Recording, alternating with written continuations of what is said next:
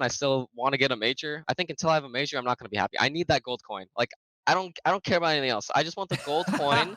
When you press tab on the scoreboard, I want a gold coin. That silver coin is so lame.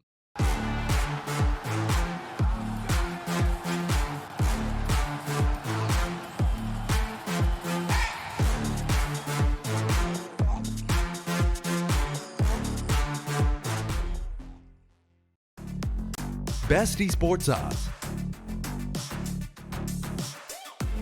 VIP program and a variety of bonuses, fast and easy withdrawals. Bet on every possible CSGO match and tournament, as well as any other esports game. Only on 22Bet. Are you tired of your boring old skins and looking for beautiful new ones? Tradeit.gg is your place to go for easy and secure trades within seconds. Simply pick and choose whatever item you want to trade from Tradeit's huge inventory. Verify the trade on Steam and you're ready. With the lowest fees in the market and a beautiful, easy-to-use UI, Tradeit also offers you the option to instantly sell your items for cash. We accept a wide variety of payment methods. Tradeit.gg is the go-to place whenever you want to try out fancy new skins. Start trading today at Tradeit.gg. Here's a good vibe, trend, trend, trend, trend. Here's a good vibe, trend, trend, trend, trend. Here's a good vibe, trend, trend, trend, trend. Good vibe, trend, yeah.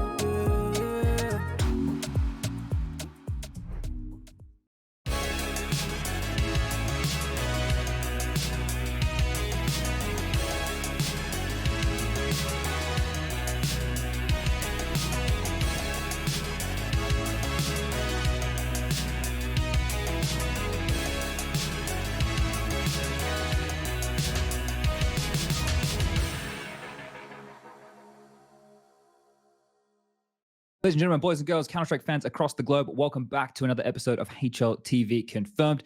A quick shout out to our sponsors. We'll get the housekeeping out of the way. That is 22Bet. Remember to gamble responsibly. SteelSeries, they do some fantastic peripherals. Got a pair of their headsets on right now. And Tradeit.gg if you're in the marketplace for any skins. Go check them out. They might have something that you're after. Maybe you're looking for some CS2 upgrades. On tonight's show, we've got Lucas pressing the buttons. And we have Prof, but no Striker. I'm not sure what happened to him. Prof, what happened to Striker?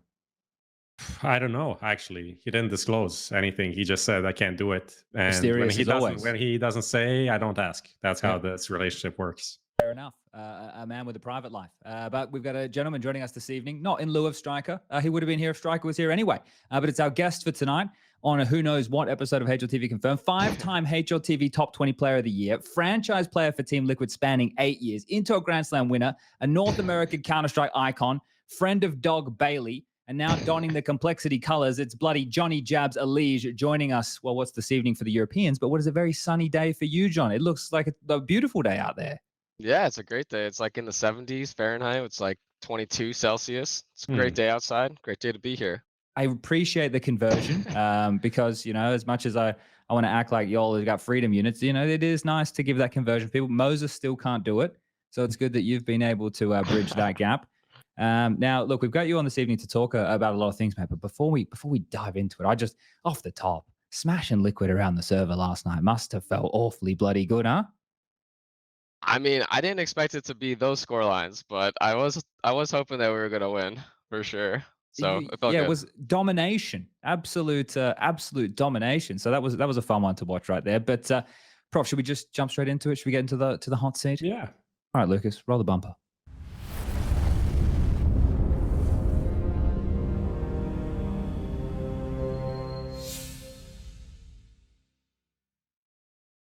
All right, nice. Well, yeah, that is where we're going to pick up because this whole you moving away from Liquid feels like it's all happened very quickly. And now you're battling against them for one spot in the Blast Fall Finals in Copenhagen.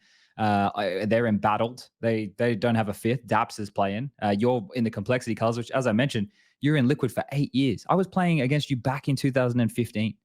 And you stayed with Liquid like that entire. I've gone and done like 6 other fucking jobs, mate, and you were still at Liquid just plugging along. Like that is a career and a half, mate. That must have been hard to let go of.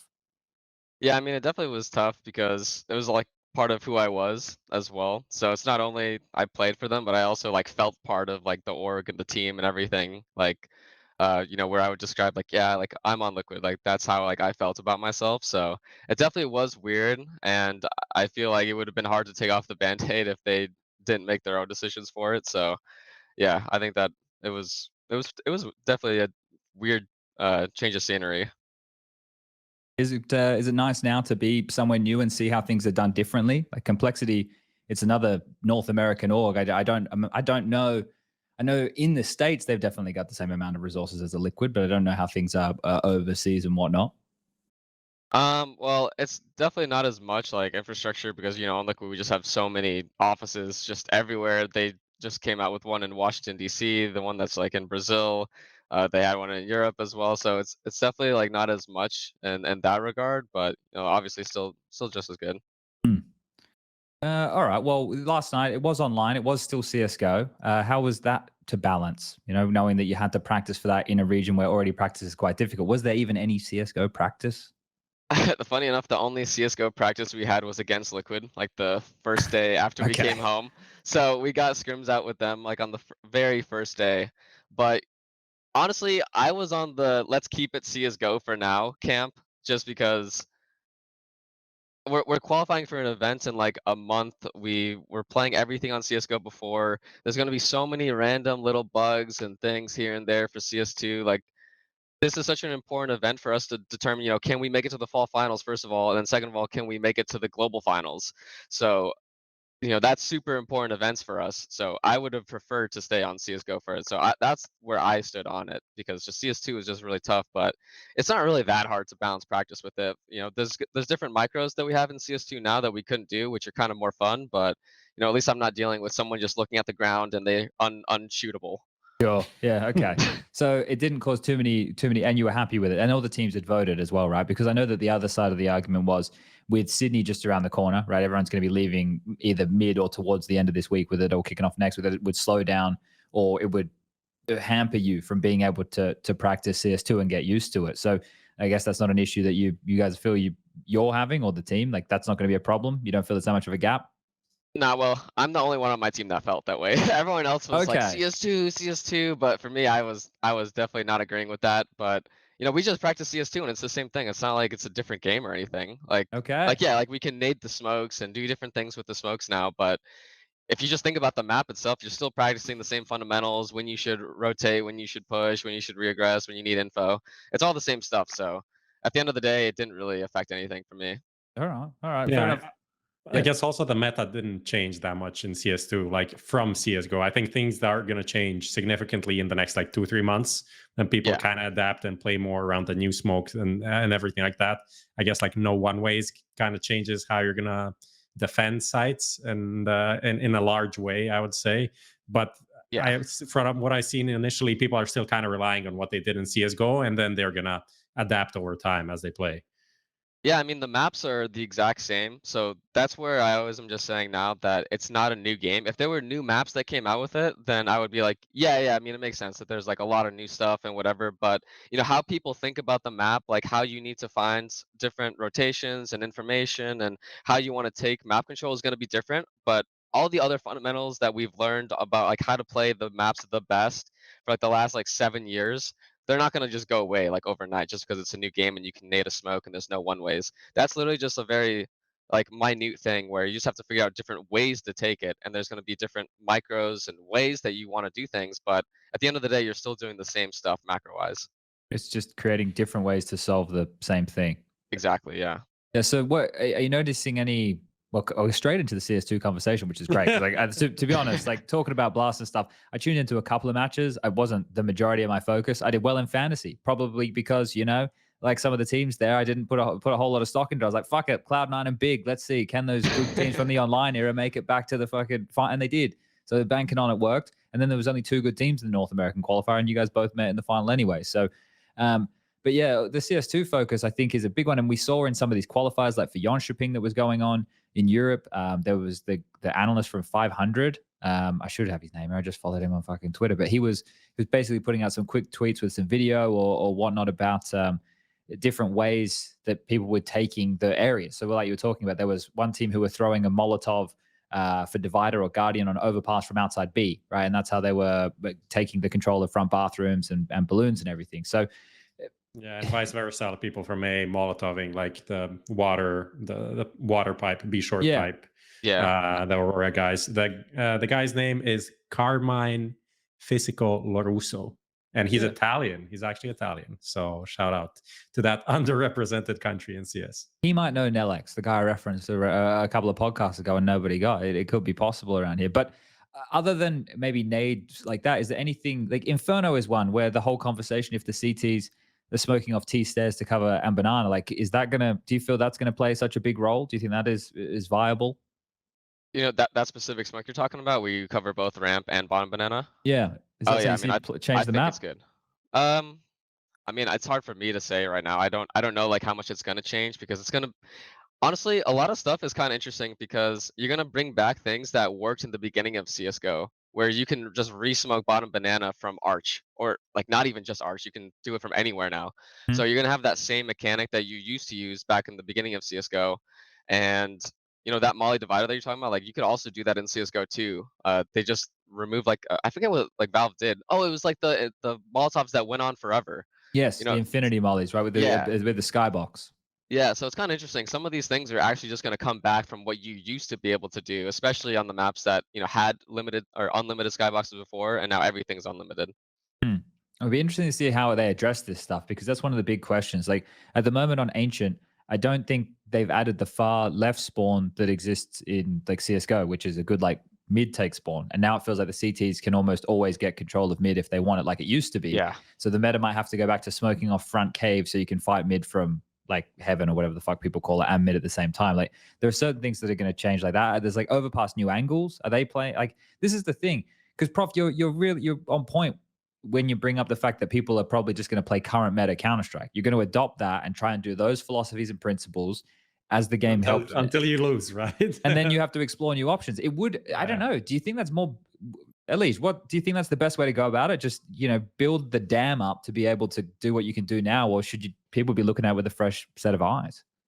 No, like I said before, I think that you should just have everything you had before, pretty much. I mean, obviously things are gonna change, but like I said, I think that the maps and how you approach different map controls, how you wanna take map control is gonna be the same, but the micro is just gonna be different, and having the unlimited skyboxes is definitely gonna change things, or you might even just go back to old meta things of how, you know, Inferno used to work, or Overpass is just kinda tough right now because I feel like that Molly ramp is just really hard, and I don't know, like, some of the angles are really different where you're just it might actually feel really, really different on CT side overpass, and Ancient, like you're saying, is so tough now, I feel, from, like, a T side perspective, because, you know, I play mid on CT and on T side, and I'm just feeling like how it felt in the beginning of Ancient, where it's gonna be impossible to take mid.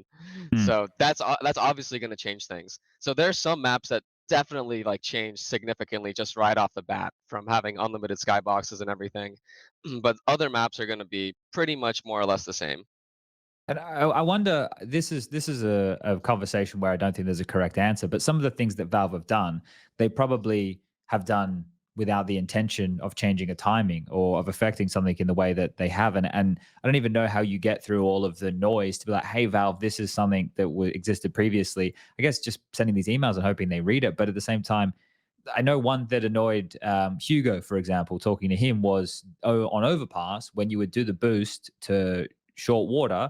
Well, you know, it's obviously not just like figured out yesterday. This is more than a couple years now. But if you get on the lower sandbag, the guy can jump on your head and you don't need to do the crouch and then the jump up Yeah. where it makes you vulnerable. Well, that you can't do that anymore, right? Because that little step down doesn't exist. So is that something that we should be like, yo, knock, knock, hey, Valve, can you put this back in? Because I don't even know if they added it. That wasn't added to the game to be like that. That's something that we found is the most efficient way to use that position. So what's the argument here? Do we try and replicate those things because we thought they had value, or do they get removed and we find a new thing that has value? Because we always will. We'll always find the most efficient way to do a move that's good. So that's another weird balancing conversation. Like, where do we even start Yeah. with that chat? Which side of the equation do you fall on with that, or maybe neither? Is that for me or is that for Prof? Yeah, well, Prof's here too, but this is the hot seat. We're kind of just talking CS2 right now. We were going yeah. to go through like a whole bunch of Chat. stuff. Maybe we'll get back on track. Should we get back Yeah. on track? I We mean, could. I can go with it too first, just for this Yeah, question. hit that. We'll cap it off. Then we'll get back on track. Then we'll get into CS2 because all I really want to talk about is CS2. To be honest with everybody. Yeah, I mean, it's honestly really tough because if you tried to advocate for some of those things that just objectively felt better and like, you know, you're talking about something where there's just a little ledge where you can go down very slightly and then you have a more optimal boost that you can't do in CS2 versus CSGO. I feel like if you said that now, everyone's just like, well, it's a new game. Stop asking for things that were in the old game. But like, I feel personally as things that are just objectively feeling better, like things that, why not just make them feel a little bit better for quality of life? I always will advocate for quality of life improvements instead of just being like, this is a new game. Let's just have it a little bit worse for some Mm. reason on purpose because it's a new game. Like it's the same like game that we know and love for like the last 20 years. If something feels better for quality of life where it's more enjoyable for people to play, I think that's priority. I think what's more fun, what's more like what feels better for everyone should take priority. Mm. I mean, I think the most important thing is to have like the options to do stuff, and like not lowering not only the skill ceiling but just like the ceiling of the potential on a map. And does it has to, in my opinion, does it have to be the same boost? No, but as long Yeah. as we have something to do, so that's not just like fucking blank walls with like everything's straight, because then you don't have the wiggle room to find out new things. So I I agree. Like that boost literally felt really good. So why not have it as it used to be before? But as I think people still figure out new shit that's gonna be. If we don't have this, we're gonna get something else. That's at least how I see the maps. I don't think anything significantly changed from like their design perspective. That we won't have these kinds of small tricks all over the map to find out. You want to kind of make sure that those innovations as well. A map is stale when nothing new is being created and no new ways of like looking at it or solving it are coming through. But the fact that these things just trickle in, it's like, oh, someone or a group of people have found the most efficient way to do a little thing that a larger group of people didn't think of, and now it's meta. And now it's the way to approach. And that's what's cool about Counter-Strike is discovering those little details. And that's what I imagine for like the players when they see something that another player did against them and like, fuck, that's sick. Let's steal that. Like that's you're chasing that dragon a lot of the time. And if you're the guy who gets to revolutionize the way something gets approached, that's kind of why you get a spot or a play named after you, which is the admiration of your peers, which is, I guess, what it's most about at the end of the day. All right, let's get back on track. We'll hit a couple of these topics in the hot seat, and then we can sit here and gabber about fucking CS2 until the cows come home. Okay, so we'll, I guess, talk a bit about complexity because you come in, you've got a shitload of experience. These lads, they're not, I wouldn't say they're completely raw. Like for JT, Floppy, like this lot, they've all been having different experiences in either American or international Counter-Strike for Mr. Hauser, right, with the Dignitas project. But they'd always felt like there was something missing, right? They didn't have the right punch. And then you come in, you're a star fixture. It's like, oh, shit, like EliGE is on complexity. Let's now pay a bit of attention. Did you feel like you brought a bit of that authority to you when you joined the team? They're like, oh, we're playing with the big boy now? I mean, they're definitely giving me a lot of respect on the team from like the moment that I joined. And I'm kind of thinking about it in the same way that you can join Liquid in the beginning, but obviously a little bit different, where they have a lot of really good things, really good pieces. I think JT's a really good caller and actually pretty underrated from just everything that I've seen.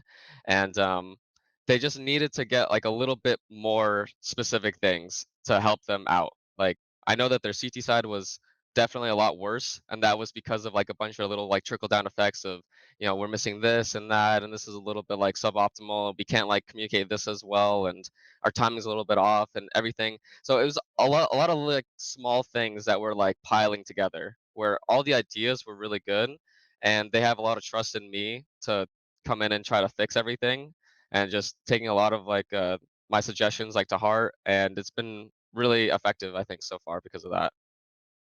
It feels from the outside looking in with complexity like it's they've always felt like the personalities on the team, you kind of know them. Like I don't know, I'm not saying I know them well or anything, but I can kind of place Floppy. Seems a bit more of a reserved guy at times, but he can be funny, right? Like he's definitely got a sense of humor about him, right? He can be whereas Hauser is a bit more like he seems like the fucking wild one. Like Hauser feels like a strange character. It feels like I don't more interesting balance of personalities than the Liquid team. I don't know if that's true. You've played with big groups of people, but how does this complexity team compare to previous Liquid rosters? you in I terms think of that like that side of things? Yeah, I think that this roster is definitely a lot more silly compared to what I have in Liquid. Like, it definitely feels more like a group of friends just saying like silly stuff all the time. Okay. So it's definitely more of that vibe. Where on Liquid we were way more like business. Like, if you mess up something, like that's it, straight to the point. No jokes, nothing. Time for like obviously like some jokes sometimes. Like we're not like complete robots on Liquid, but I would say like that the ratio of like jokes and silliness is a lot higher here, and I think it just like brings good vibes, just like overall. Like I feel like I have like a pretty like enjoyable experience like on the day to day, and I think that's what's been like the most fun about it. Like most of the like the scrim days and like match days, we get along really well, and it's easy to like address things because everyone has a really good mentality right now, and we're having fun. People enjoy each other's presence and everything like that. So it's been fun. Okay. So Who? that's kind of the impression I got. Sorry, Prof. Yeah. Who surprised you the most on the team In terms of what? in any way? Um, I would say Floppy the most. I mean, I Hmm. always thought that he had a lot of potential, but I think that he has really good communication and like map knowledge and everything, and his mechanics are great too. Like I think that he was just missing like very small things of like what he had to like get more on the right track for CT side. But he's like a very heads up player, good mechanics and everything like that. Um, like a small like I think that Floppy definitely surprised me the most, but JT as well. I think that he has a really good mind for the game and really good mentality as well. So I'd say those two the most out of the team. Obviously, I've already played with Grim as well. So Okay. What about TC? Because we never really hear too much about coaches, so I'm always interested to hear. TC's always got a smile on his face, very approachable guy. But in terms yeah, of a coaching position, you've had a few coaches. How does TC kind of stack up? he's definitely very different from a lot of the coaches that I've had. Like I wouldn't compare him to Adran. I wouldn't compare him to Daps. I would kind of just put him in like his own league, maybe like a combo of like Zeus and Moses, honestly. Okay. So I don't know. I would just more compare him as like the guy that's gonna bridge the gap between like comms for everybody, make sure that like everybody's on the same page and we're focusing on the right stuff. And in the game, he's just making sure that we're remembering things, or if he sees something that's like that the other team's doing, he's gonna point it out and make sure we do it. Typical like tactical stuff. But I'd say the main thing that TC does really well is he's a really good people person and just keeping like the team on track for the most part, and making sure everyone's getting along and we're effectively dealing with situations. Hmm. That's one of the things as well. I think with Mouse, there's a lot of talk around that team and the young individuals, but they seem quite mature. You're saying these guys are silly, but I think the when the maturity needs to come is when you need to talk about the problems, right? Like when like Mhm. guys, we need to fix this, or this isn't okay. And that's if people are being silly then and can't talk. That's when you need. Well, it is always nice to have somebody who can also sense things from a lot of different directions, because this is what it's hard to translate to people at home, but a team is actually quite complicated because you have 5 or 6 different people, all who have their own lives going outside of just playing the game, with all the things going on there, and then they have to be able to intersect well, right? It is always preferential to get along with your teammates and be friends and have fun, but it's not always necessary to win. Just be one. I would just prefer one of the two, and that's Yeah. like one of the things towards like the end of Liquid. It always looked like a pretty stressful time at Liquid, mate. You were there through the entire wild ride, like the roller coaster of emotions that you guys went through all those years. The high of the Intel Grand Slam, the majors where things didn't quite go right, and then the depressive times as well. It's like you could write a book about that experience. Like a lot happened. Yeah, I mean, there was a lot of stuff, like so many different rosters, so many different situations that, I've had to deal with, which, have definitely shaped me in my life, which has been awesome. I don't think I would have gotten like those experiences any other way or any other place. And because I was on the roster for so long, you have to just look at the problems like in the face and just deal with it, especially because I wanted to be on Liquid the entire time and I never felt like there was another org or team that I wanted to join. So that definitely makes you grow up and face your problems head on, which shaped me a lot. But yeah, I mean, like you were saying with uh, stress and just dealing with solutions, I think that's the main thing where, you have to make sure that everyone on the team is in it together and everyone's finding solutions together. And I felt like that was something that we didn't have on Liquid for like a little bit, like at the end, where I felt like it was kind of like it wasn't like a together thing where everyone's working on stuff, everyone's finding solutions to stuff. It was more of like a smaller effort from like one two people that uh it didn't feel like everyone was putting I don't know how to say it exactly, but I would just say that, it was more about like the IGL and the coach finding all the solutions to everything instead of, everyone together, looking for like the best stuff. It was more like a dictatorship. You guys were being told how I you were wouldn't gonna say that. solve. So, well, look, if you're saying it's they're the ones coming up with all the solutions, they're telling you guys how they want you to solve it, right? I As don't think I opposed to don't collectively, I don't think Nah. dictatorship is no? You don't think that's a good one, I don't Prof? think that's I the like that angle. It's analogy. more aggressive. It No, is. no, I wouldn't say that. I think it was more just, Merrick's he had so many good solutions, so many like positive things that he brought to the team, especially when he joined, that everyone was kind of looking to him for the answers instead of everyone like collectively like on like the same page like looking for like the answers. Like everyone was just like, well, Merrick's is really smart. Merrick's has like all the answers. Let's wait for like Merrick's to find the So answer he to the came in as Yeah. like solution. the savior, and it was all turned to the man who has played with James. He will bring the solutions to thee, right? Like, I we mean, have a bit he of did though. a. He did have a lot of really good stuff. Like I think that I learned a lot from Merrick's, and he like got me on like the right track from what I was missing as myself. Because I think what I was missing from beginning of the Shocks roster is I missed what made me like who I was in terms of like my flow and how I like to learn about things. And Merrick's has a very similar flow of like how he likes to learn, how he likes to go about solutions. And I think that I learned a lot from him from how he liked doing all that stuff. And I even like relied on him a lot as well. So that was like a fault of myself where I was looking to Merrick's of what should I do here? What's like the best solution instead of like being more independent? So like I'm also saying that as like myself where I didn't do enough of, finding the solutions myself. Like what do I want to do in this situation? I was more like Merrick's what should I have done here? How should I approach my spot here better? So that it made me too reliant on him as a player. And because I was like kind of like the second, third voice like on the team, and people like looked for me on that as on Liquid. We had less voices of that because I was too reliant on him, which was a problem. So I think that was something that affected the team negatively because I was looking too much of Merrick's what should I do? How do I do better at this? So now like on complexity because everyone's kind of relying on me in that way where I need to be that guy and because it's now that it's not only me, and now we have like JT and Floppy is also like very vocal about like how we want to go through solutions. Now we have a lot of people that are like vocally trying to like figure solutions out. So that's like kind of more what I meant before of on Liquid I definitely will take faults in that like where I rely too much on Merrick's. And he's actually really smart. I know he's getting like a lot of crap right now because obviously the results aren't the best and uh he doesn't have the best wording in interviews, but he really is a really smart guy and he cares a lot about the team and has a lot of solutions. He's super helpful like especially a lot of times when I would be struggling, I would ask him, Merrick's, can we go over these things? Like, can you like watch like my POV back with me and just help me? And he would do that a lot. And he's really smart about that stuff. And I think that it's a fault of my own that I didn't like that I relied on him too much and I wasn't able to find the solutions. Hmm.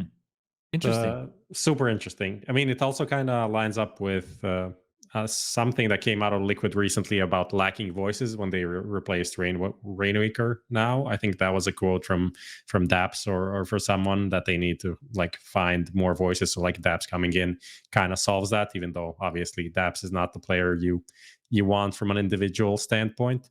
But what was interesting for me, and I'd love to hear more about, is like you mentioning your flow of like finding out the solution to a problem. Can you tell us a bit more about this, because it seems like a very interesting insight into like how a pro figures out whatever, wherever you've had a problem like T side Inferno or something. Yeah. How do you identify it, and then how do you work on finding a solution? How do you implement a solution? How does that like flow look? Yeah, I mean T side is more difficult because a lot of the times those problems are because of how you're choosing to do strats or what your role is on a strat. So the only things that you can really fix is micro. So CT Yeah. side is probably the more easy. It's the easier spot to figure out how you want to go through problems. And usually it's more about um, classifying different types of rounds into different types of like categories. So when you're on T side and you're going through like a default, like usually you're gonna have like 2 to 3, maybe 4 defaults per map where you're talking about, we're gonna do this default, and then we have these types of different endings off of it, and these are the different micros that these guys like. So on CT side, if I'm having a problem, like let's just say on CT side overpass, I'm having a problem because I play there, so I play A or whatever, and we are I'm having problems specifically when we do uh, double Molotovs. I use my smoke at fountain, and I'm looking for like that early info, and I don't get anything. And then later in the round, because I have less utility, what are my options? Like, what am I doing right now? And then what am I seeing other players in my role doing when they have that same exact start? Because I need to look at those exact rounds that other people are having solutions. So not, I mean, I obviously can brainstorm them myself and just think of them, ask my teammates or whatever, but it's more about like classifying rounds and making sure that like when you're in these specific situations, when the T's are doing XYZ, and when I have XYZ utility, or this is my map control that I have, what is my answers? What is the best answers? What do I see players in my role doing that's working for them? And what can I copy or mold to my own play style that is going to give me success? It's Okay. super interesting. I think like what you're describing, like classifying these rounds and finding ideas from other teams, is like something that's coming up a lot through like analysts and different like software that has been popping up. Like I saw the like Cloud9 guy that had that, like I forgot what it's called, but there is essentially you can like put in some parameters like rain rounds, a site, kill through smoke, I don't know, and then it just sends you all of the rounds where this happens, so you can just watch it. Yeah, I also did hear, like he also tweeted today, that it's completely broken with CS2, so people need to like rebuild all of their stuff.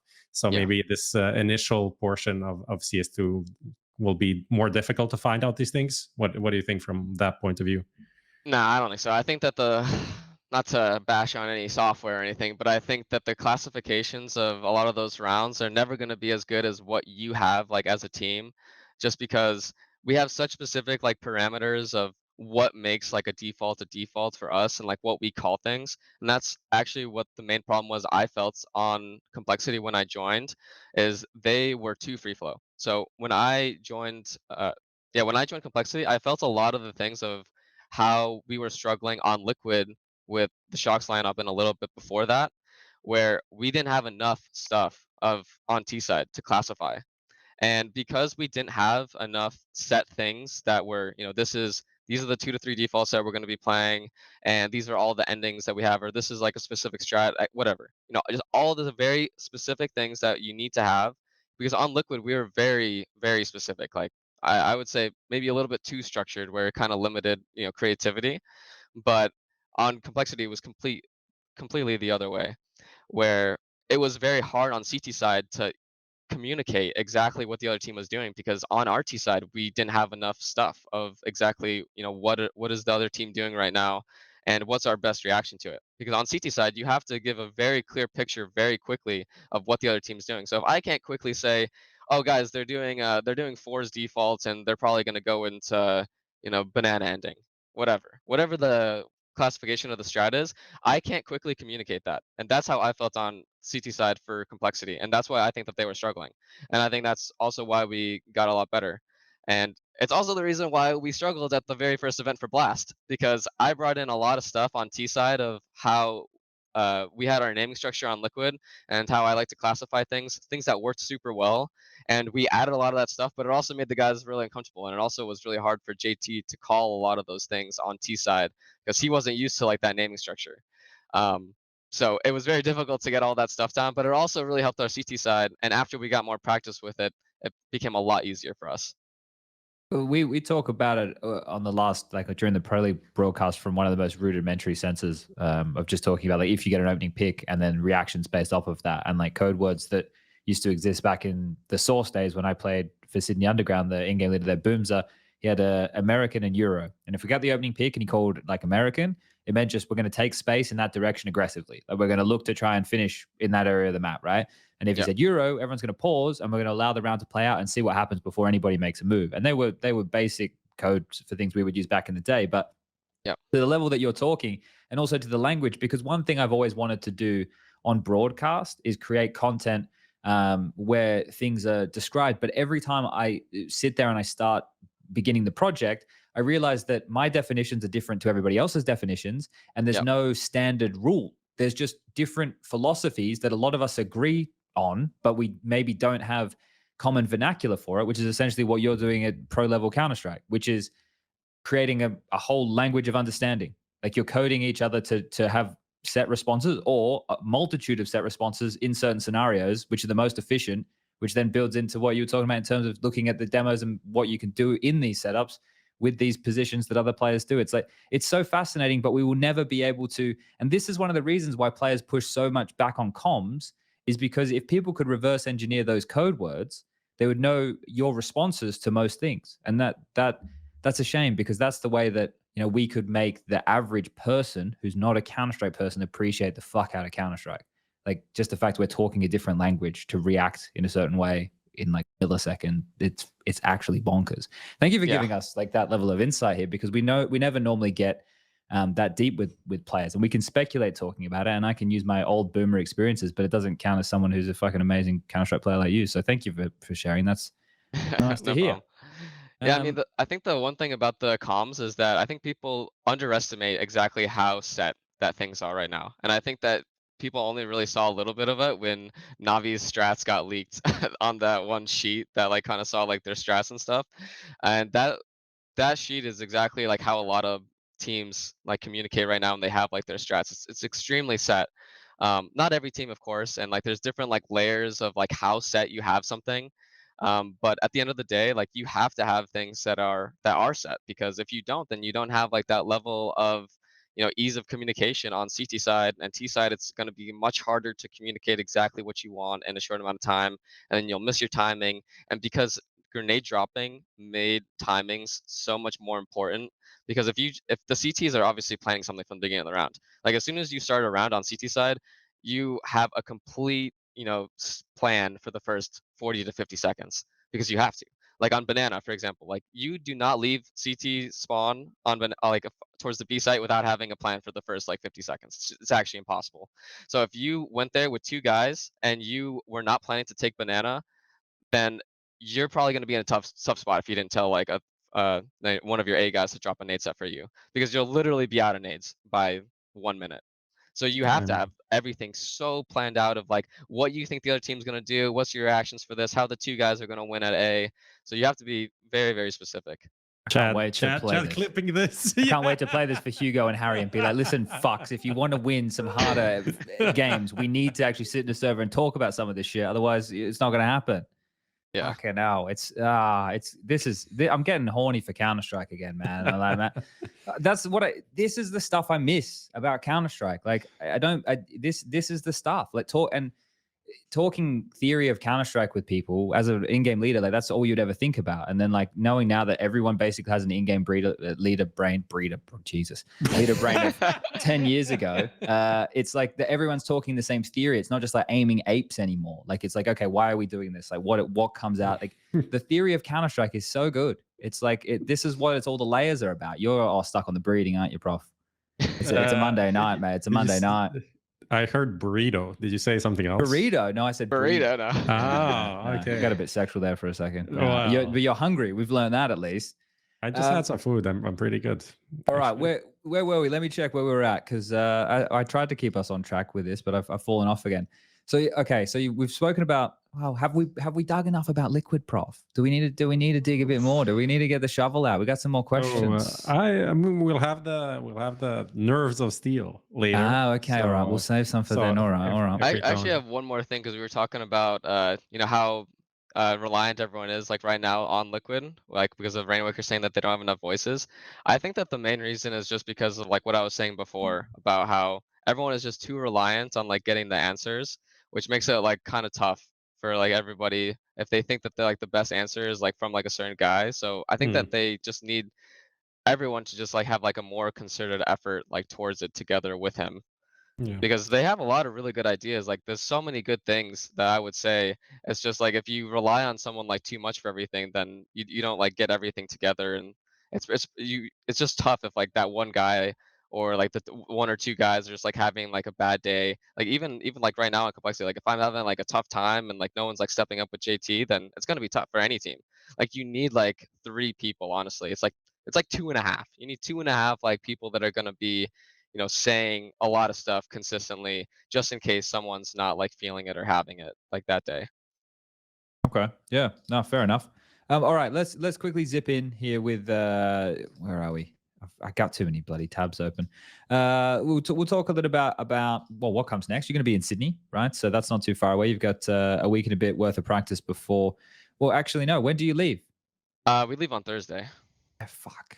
I guess you're further away time zone wise than we are in Europe. Yeah. Yeah, it's brutal as well, and the jet lag. Oh, Where are you Maybe. flying? Where are you flying through? I'm going from Texas to Sydney. But like, which direction are you flying? Oh, I'm going west. I'm going to LA to Sydney. Okay, yeah, makes sense. It's like a 14-hour direct, I think, from LA to Sydney, something like that. Maybe 12, something along those I mean, lines. I've had that flight before, and it was like one of the best flights I've ever had somehow. I remember when I Really? was on like when in 2019 we went from from LA to Sydney. That was a great flight. I somehow like slept the entire time. I woke up there. We went to the zoo that day. Like it was great. So I'm hoping for the same thing.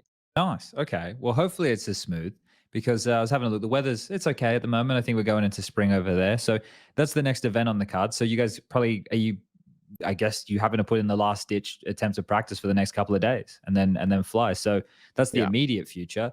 What do you expect Sydney to look like in terms of performance with everybody? I think it's gonna be crazy. I think it's kind of just gonna be who thought of the best things fast enough. And I obviously think that we came up with a lot of good stuff already. I was already like theory crafting stuff and different comms that we can have for CS2 while we were on Liquid. So we have a lot of cool things that I think are gonna be really fun to play with. I'm definitely pretty excited as long as like there's no crazy bugs that like completely ruin the experience. So I hope that those all get fixed. But I don't know. I feel like it could just be crazy. I mean, the best of ones for the very first game, which I really think that should have been changed. Definitely, but yeah. As soon as it was seen like MR12, like, dude, we can get two scrims in 1 hour. Like, let's That's get a what I best was of going three, to guys. ask. Yeah, that wasn't one of the questions I had for you. Like, what is the average match time that you guys are experiencing in practice? And you're probably doing 24 rounds Depends as on well. the team. Depends on the team. Sometimes these teams they 15 want minutes. the scrim done in 25 minutes. So I don't know. Sometimes it's very quick. I'd say on average, like our scrims have been around 35 to 40 minutes. So Okay. on average, we're maybe having 15, 20, 25 minutes for 1 hour.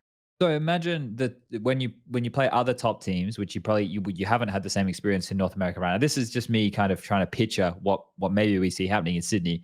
I imagine teams are going to be a lot more like risk averse, right? Because when they see someone doing a crazy like spawn based smoke for a push, people are probably just going to freeze and see what happens as opposed to like testing the water on a lot of this shit. So let's say the rounds play slower than they would in practice on average, and then we have like a halftime break and stuff still. If we're about the 45-minute mark, that's pretty bang on. Like our timings. So we, I feel like that's kind of where we want it, but who knows? We're going to have to wait and see. And then on top of that, yeah, I think the consensus is that it would be nice if we could just be done with best of ones. But because this is the first, this is the only time that I would say, okay, we can tolerate this, because if there are massive tech issues and massive problems, like at least the schedule's not going to be fucked for the whole event.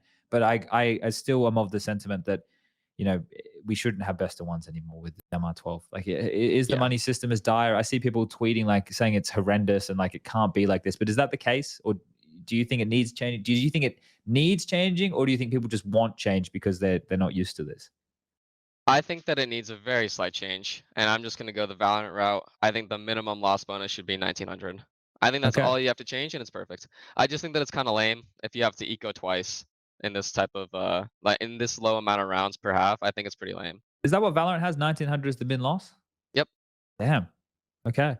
This is the thing. Like, I don't even look over the fence. Like, because when I look over there, I just see like splatter of colorful shit on the wall. Like, I don't even look at the details. Like, when the overtime thing, and I was talking about it, someone's like, oh, like Valorant. I was like, oh yeah, okay, well yeah, I guess if that's the way they're doing it, sounds like a good idea. It's like not Yeah. something I ever really like reflect at or look at. So all right, fair enough. I've seen other people flirt with ideas of making the diffuse kit cheaper and maybe the incendiary cheaper, and then that would be one way to try and like balance the CT economy Nah. slightly. But You're yeah, gonna mess with a lot of things. I think. I too think many that. variables.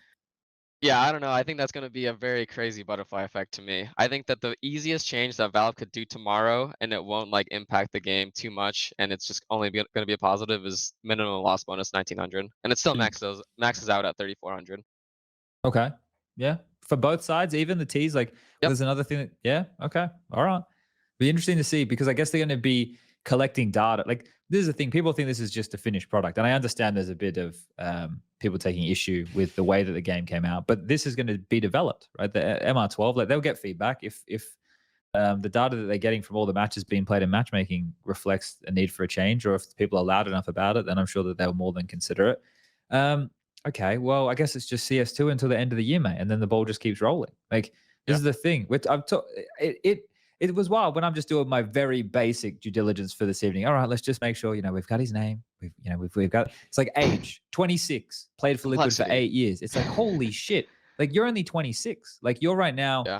This is like a key point in most people's careers. This is when like most people are getting the body of work done. That's the big stuff. You've already done the fucking big stuff. You're on your like back 9. And you still have the chance to in going into a new game. Like that must seem really exciting. Is it like a second wind? I mean, I guess so. Yeah. I mean, I don't really think about it like that. I mean, my second wind was joining complexity. Honestly, like just Okay. something new, shave the head. Just see how everything goes. Get on a new like supplement routine. Make sure I'm living forever. Yeah. Make sure I'm here. But yeah, I mean, I think that I'm just going for whatever I can. I still want to get a major. I think until I have a major, I'm not going to be happy. I need that gold coin. Like I don't care about anything else. I just want the gold coin. When you press tab on the scoreboard, I want a gold coin. That silver coin is so lame. Yeah. Fucking hell. The Did you see motivation that, is the in-game item. Did you see Yeah. that tweet from Kenny S? I did. Or someone screenshotted it or Yeah, it was something. Kenny Like, S. Kenny S playing a game of matchmaking or Premiere or something, and someone asked him like, "How did you get that coin?" And he's like, "I won a major." Dude, the They're gold pretty coin fucking is so rare. sick. Oh shit. That was the thing. Back in the day, I remember if we were like as Vox, if we ever made top 8 and just got a coin, I was like, fuck, like boys, let's get a tattoo on our ass or like the Vox logo or something, because that was like the pinnacle, just like knowing that you were part of that elite club. But then you've got the giga elites, the major winners. Like, I guess you've got everything else otherwise. So yeah, something to notch up. I didn't ask about this before. What's it like playing with Grim again on complexity? Has he changed much in the time between? I mean, I'd say that the main thing that changed is he has more of a solidified definition of like how he wants to be as a player. Whereas on Liquid, I think that he, obviously like he was put in different roles than what he was used to on Triumph beforehand. So it was kind of a really weird thing where he wasn't very comfortable in his roles, and we're trying to put him in like where we think is like best for him and obviously best for the team. So it's kind of tough in that regard. But the funny thing is like the roles that we put him in on Liquid are the exact roles that he now prefers on complexity. So it worked out very well. Where like I think that his personality like matches like those roles really good, mechanical ability as always, and you can make some like crazy things happen like in the anchor spots that he's in. Like he plays super well in those, and now that he has more confidence where like this is where he wants to play, I think it's easier to just focus on that instead of being like, oh well, I'm more comfortable like in these roles and now it's kind of tough because I'm not in them. Now I'm playing these roles and I'm going to play them well, and I think it's just easier to progress when you don't have like your attention divided. Yeah, I think that's a really important mentality to have, like for support players or whatever. It's like, well, nobody probably wants to be a support player, but if you have to be the support player, may as well be the best fucking support player you can be, right? Like, you're taking the positions you have and trying to master them. I think there's something very honorable in that as a player and what your contribution. I think the issue is it's just the amount of spotlight you get. Like some players on certain maps, they're always going to have bad stats because of the places they play. Like they're not good places to get a lot of kills. But that might change. Those places might become popular if maps slightly gets differently played in the meta, which is kind of cool as well. Yeah, I mean, some of the spots, like defining support player is so hard. Like it's such a difficult thing to just like be like, yeah, you're a support because you can just look at somebody else in like that same role that's literally the star of their team. Mm, Like you look at where Rops is on phase and you'd be like, if you put a different name to that, you'd say like, oh, support player. But then you look, oh, it's Rops. Like he's so comfortable in his spot. He finds so much impact. He plays really well. Can you really call it a support player? Or like where Nico's playing the B anchor on Ancient. You'd normally think like that's kind of a in-game crap leader spot. there. Yeah. Yeah, you normally put like your IGL there, but they just put Nico there because I guess they were struggling like holding down B, and he's just owning. He just takes it into his own hands. So I feel like it's just wherever you're the most comfortable, and support is more about like how the team structure is based around those spots. And where those resources are going, right? Because I would want to enable Yeah, Nico to pick exactly. down B long on Ancient, whereas Hooksy, I'd prefer him just to block. If you could just block with Hooksy, that'd be great. We'll Yeah, take I fight mean, somewhere else. yeah, like some people have to play the spots a little bit differently because of how the team approaches that spot based off of the player. So some spots, some players will have different liberties that others don't on other teams. And it's just however the team is putting those resources and that focus on that team is going to be defining them as like a support player or not. I Uh, notice when I look at Vitality and you have Flamesy as the B anchor, you can tell he gets ants in his pants, EliGE, and he doesn't want to just jump because I Spinks don't and want to him either. will do it. But they'll do a lot of setups where they get Flamesy to push deep into B apps and go for a Yeah. fight and then drop back. Whereas a lot of other teams will just go, fucking, you just jump, mate. We'll go mid Yeah. control or we'll It's jump like out that's your underbuff. spot. Just jump, man. This is how Yeah. everyone else plays. You see this guy? He's just jumping. They're Yeah. winning. And you put But pressure, you drop a smoke, you'll be fine. We'll leave you here. It'll all be yeah. good. Fucking hell. That's what I really liked from Apex actually in that one I forget the interview. I think it was Talking Counter where he said it where he's just like however they're going to approach the spot, they're going to add into their system of this guy likes to play like this way. And instead of just like doing everything around, making that guy want to play that way, it's how can we develop the structure where he's allowed to do that. And I Hmm. think that's like the mark of like a good IGL of just making sure that everyone is as comfortable as they can. If they're in a spot and like they typically have to play this way, and maybe it's not their preferred spot, but there is things that you can do there. How can we make him more comfortable? How can we like make him get more active? And I think that's really great. I liked what Apex said a lot there, and it's also like how JT approaches a lot of spots too. Like he wants like everyone to be like as comfortable as possible and develop like the map like in the way that that guy prefers, but also it has to make sense for the system, which is the most important part. Hmm. Is Okay. there you're kind of a smart guy, right? Is there You a getting that way impression, are you, Prof? is there only now after Thank you. 10 years. But no, how let's say from an HLTV point of view or from a, like analytical or an analyst point of view, how could we be better at defining like who is a support player on a team? I think that's really difficult. I think that you really have to look at the liberties that they're given as a Hmm. team. Where if I look at Rops on phase, he does not play those spots like your typical guy on those spots. Like you think that he's very passive, but he has so much freedom, especially if you watch him on Inferno. If you watch him on Ramp Nuke, he has so much freedom to do like anything he wants. Like obviously he doesn't just like go suicide every round or go for crazy duels every round, but he's allowed to do that stuff. I can see that Kerrigan allows that in the structure where he can do what he wants. Apex is doing that for Flames as well. So it's kind of just like you see the I person test. is comfortable like in their spots and they can get like the opportunities they want. If you look at Naf on Liquid, he he's not going to be like as active as like somebody else, but he's comfortable playing those spots. Like I feel like if you had like Keith like being as like the main banana guy on like CT and T side, I think that he'd be less comfortable. Genuinely, I think that he's like at the spots like where he feels like he can get really good impact at. Like that's like where the team feels he can get really good impact at, and he plays his roles really well at that at those parts. Hmm. I think for us to measure it properly, Prof, is very difficult. What the one that Nero did, where it was the islands.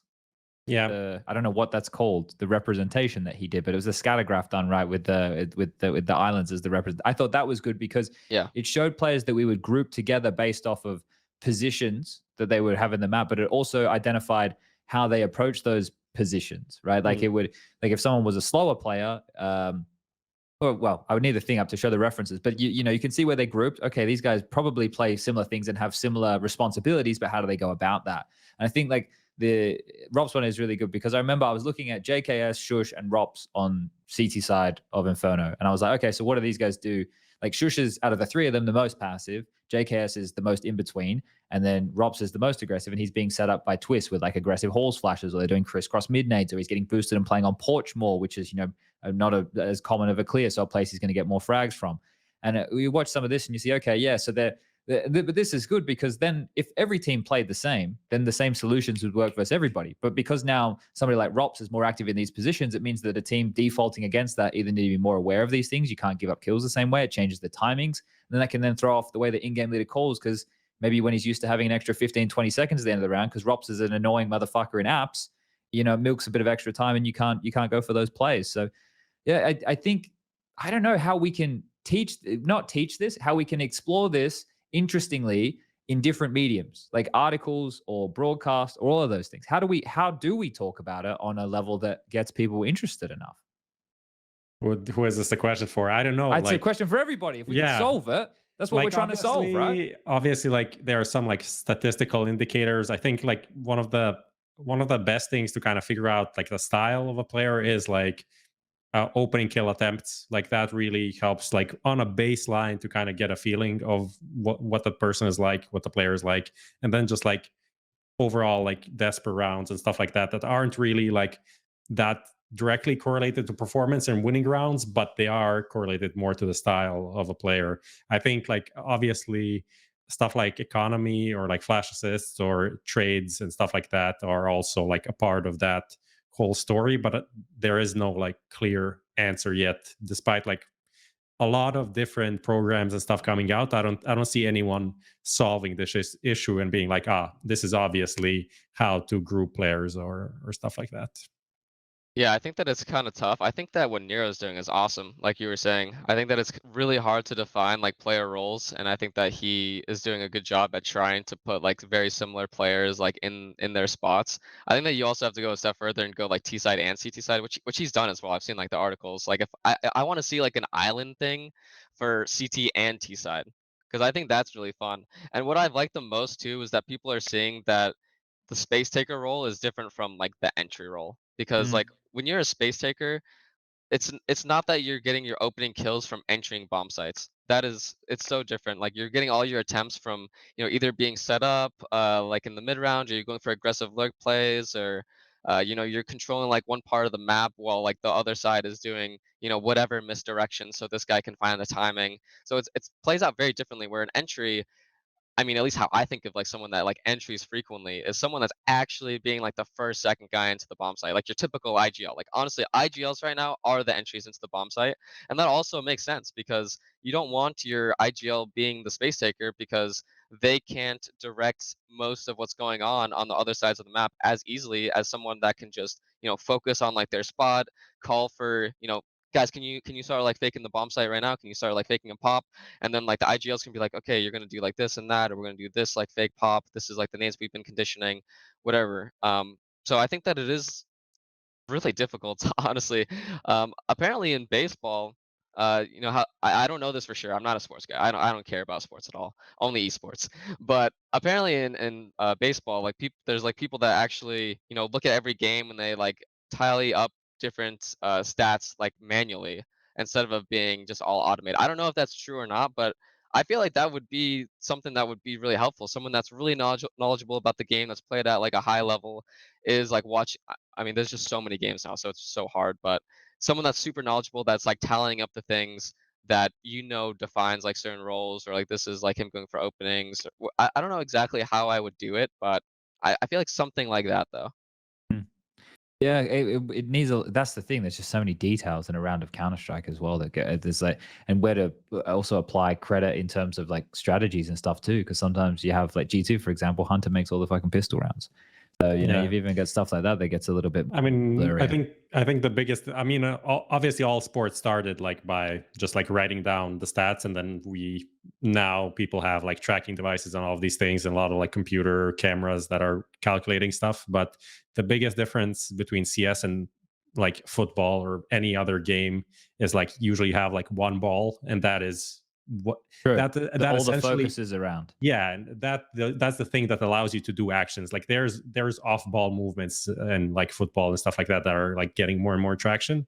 But like in CS, there's 10 people and everyone has a fucking gun and like utility and movement And saves and that is so hard to track. Like if you wanted to like manually do this, even though I think it's like a interesting like concept to do, if you want to do it for one game, you essentially need to watch it 10 times from like everyone's POV to do this. So Yeah. that's kind of, it's kind of nuts. But obviously you could do it from a mini map and maybe get like 90% of what you want. That's why the stuff like 2D the 2D is so good for displaying the information, but it's not as tangible for a viewer who isn't a hardcore. Because those that representation is us staring at a radar over and over and over. And when I watch Counter-Strike, I mainly watch the 2D map, even when I'm commentating, right? Like the in-game stuff is only as the duel's about to happen to make sure it was a big shot or not. You know, otherwise I'm more interested in how do we get there?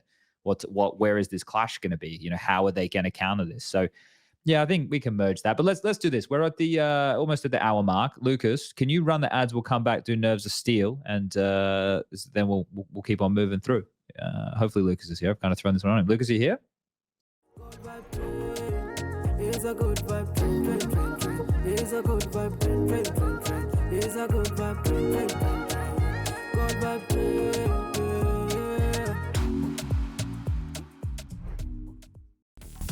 Best esports odds, VIP program, and a variety of bonuses. Fast and easy withdrawals. Bet on every possible CSGO matching tournament, as well as any other esports game. Only on 22Bet. Do you want to change your boring old skins for awesome new ones fast, without losing a lot of value, and without the risk of getting scammed? Go to tradeit.gg and safely trade your items within 60 seconds. Just select which items you want to trade from your inventory and choose whatever skin you want from Tradeit's inventory. Click Trade, verify the trade on Steam, and you're good to go. With the biggest inventory available for the lowest trading fees on the market, tradeit.gg is your go-to whenever you want to play with new skins.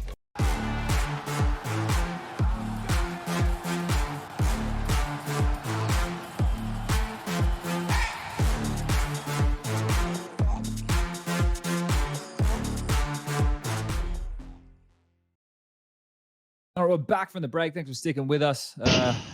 We got EliGE stroking a dog. I was stroking my beard, and Prof was stroking something we can't show on camera. But it was quite the ad break. It was saucy. It was definitely very saucy. But now we're back, and we're about to get into something that is a nice little sponsored segment of the show. It's called Nerves of Steel. Now, Prof, he's the lead on this. He's the project lead, I believe, is his official title on this this segment. Prof, do you want to explain to the viewer what we're about to witness? Yes, we have some questions prepared by our executive assistant producer, Dimitri, who put up some questions. You're giving credit to the executive, assistant executive assistant producer. Sorry, that's his unofficial title that I came up with now. Okay. So he has questions. I think it's 9. So we have more than usual. The goal is more than normal. Yeah, the goal is to get some interesting answers from our guest. The key thing is like you need to convince us that this is what you're answering is true. That's the key part. And if you do that at the end of the run, we give away this headset to someone in chat, and people are happy. We give away so much stuff on this show. Yeah, opinions, headsets, skins. Our mental health away as well. Every time. All right. Yeah. Okay. Well, EliGE, you ready to give this one a go? Give it a crack. I'm interested to see what's gonna happen because I honestly don't know. All right, let's go. Let's see it. Am I doing this? Am I doing the reading? Or are you doing the reading? I can. Okay, you can do the reading. Yeah. Have you regretted going bald? So I'm just answering normally. You just answer my actual question. Yes. Okay. We'll push you if we don't like the answer. There's no right and wrong. There's just like, be from your heart. That's no, yeah, I mean, I haven't at all. I think that it's been pretty chill. Like now, like someone like talks crap or says something about me, I'm just like, yeah, whatever. I mean, like, yeah, you're balding. I'm like, well, now I'm bald, and someone's like, yeah, bald idiot. I'm like, yeah, sure. Like it doesn't matter to me now, and I have like less I have like less care for that stuff now. I feel like better about myself and everything. I don't know. It's just like overall, I just didn't really want to have to like look at myself in the mirror every day and just like hate what I'm looking at. And I'm happy with how I look, and I don't really mind people, saying whatever they're gonna say to me because it doesn't really affect me. And as long as the person I love is fine with that, and yeah, everything's fine then. Respect. Mad respect. I wasn't as brave as you. I couldn't shave my head without a contingency in play. Like when I shaved my head into like the buzz, I was already in like the doctor surgery for the hair transplant. So I Yeah, was always going to go through with the hair transplant, but it felt fucking liberating shaving my head and being like, yeah, you know what? It doesn't fucking matter. Like everything yeah. I cared about, I was like, I didn't give a fuck. I was like, it's gone now. I don't care. Yeah, I It, mean, I still might do like a hair transplant eventually. I don't know. I haven't really decided that yet, but I was just like, I'm just gonna try it and just see how I like it. And I could always get a hair transplant later if I really want, as long as it's not too late. True. Yeah. Yeah. Factos. Yeah. Bang on. All right. That's question number one. And we smashed that one. You believe him? Yeah, this is convincing. No. It's another meme one. Have you ever been annoyed by the EliGE smile meme? Not really, no. And when I first saw it, I was just really confused. I'm just like, what is this picture? Like, I don't know. I was just very confused at the beginning. I'm like, what's going on here? That was when it first spawned. I was just like, how come no one else's picture got got up there? Because we all did silly pictures like that. We all just did The Office in Summit 2018, and Yeah. everyone had super silly pictures, but mine was the chosen one, and I think it's funny. So I'm down. I like it. There's Yeah. one thing, the internet, for whatever the reason, the internet finds something funny. It's just that's just one thing that sticks, isn't it? Like it's kind of interesting that certain things stick out over other things, and they just kind of. But it's I think like it's fucking prolific, mate. Like you Yeah. see that picture. It's people use it in threads all the time. They link something and it goes to the fucking. It's so good. It's like Yeah. how Rick rolled. It's fucking awesome. Yeah, I like it. It's so funny. The locker room guy. That was the HLTV, the classic back in the day. Locker room guy. Yeah, do you know that guy in the he's the No, red hoodie? maybe I'm too Yeah, boomer. Let me check. I think that was back in the day. It was usually be like hot girl thread, and it would be like you click it and it's this guy every time. So it was Oh, pretty I see the guy. Okay. All Let's right. go. Let's go to the next one. All right. All right. Now we're gonna gear up. Do you think your age is more of an asset or a liability in terms of Counter Strike? I mean, I'm obviously biased, but I'm gonna say an asset. I think that the more experience you have with this stuff, especially with, team-based sports, esports, I think it's always gonna be like a positive thing. I think that age is such a stupid topic that I even was saying this when I was 22. Like I haven't changed any opinion on this. I don't think that it's a limiting factor at all. I think that if you look at football stars, basketball stars, LeBron James, like Tom Brady, like dude, these guys are like high 30s, mid 30s, low 40s, and they're still playing at the top of their physical sport game. Not maybe not their absolute peak, but dude, come on, you can't be saying that at 26 or high 20s that you were just physically not capable of playing a computer game, but people that are, top football athletes, actual athletes, there's no way that you actually think that that esports is more demanding than those guys. If you think that LeBron is somehow not as physically capable as me at 26, you're just crazy. Like, dude, look at this guy. He's a beast. It doesn't matter that he's 30, however many years old. It doesn't matter. Like, it doesn't matter at all. Mm. It's always been about motivation and, money, how long you can keep something going. It's obviously like the difference is to me is that when you get older, you obviously have different priorities like in life where you want a wife, you want kids, you want a house and all of that. And if you're like a top sports athlete, then you get way more money than we get. Like if you're LeBron James and you want a kid and family and wife and everything, and you want them to go to every game with you and you don't have to worry about it, he can do that. He's getting like however $1 million a year, 30, 40 million. Like we're obviously like living well, like six figures. Like the top esports players are getting six figures. That's not enough to tell like your wife and kids, you don't have to worry about anything. Let's just you can come to every event with me. We'll fly first class. We got a penthouse. The kids, they're gonna get online schooling, so you don't got to worry about that. It's Yeah. it's completely Fly different for fly that. the teacher with us as well. Yeah, Fuck we're it. gonna fly a private teacher.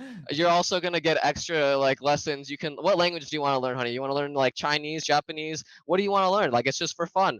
But like if you want to give like your kid like a good life and you're like a top athlete, Like you can do that. If you're an esports athlete, you have to choose. So I think that's like where the difference is, where you have to make those choices, and it has something to do with like physical capabilities.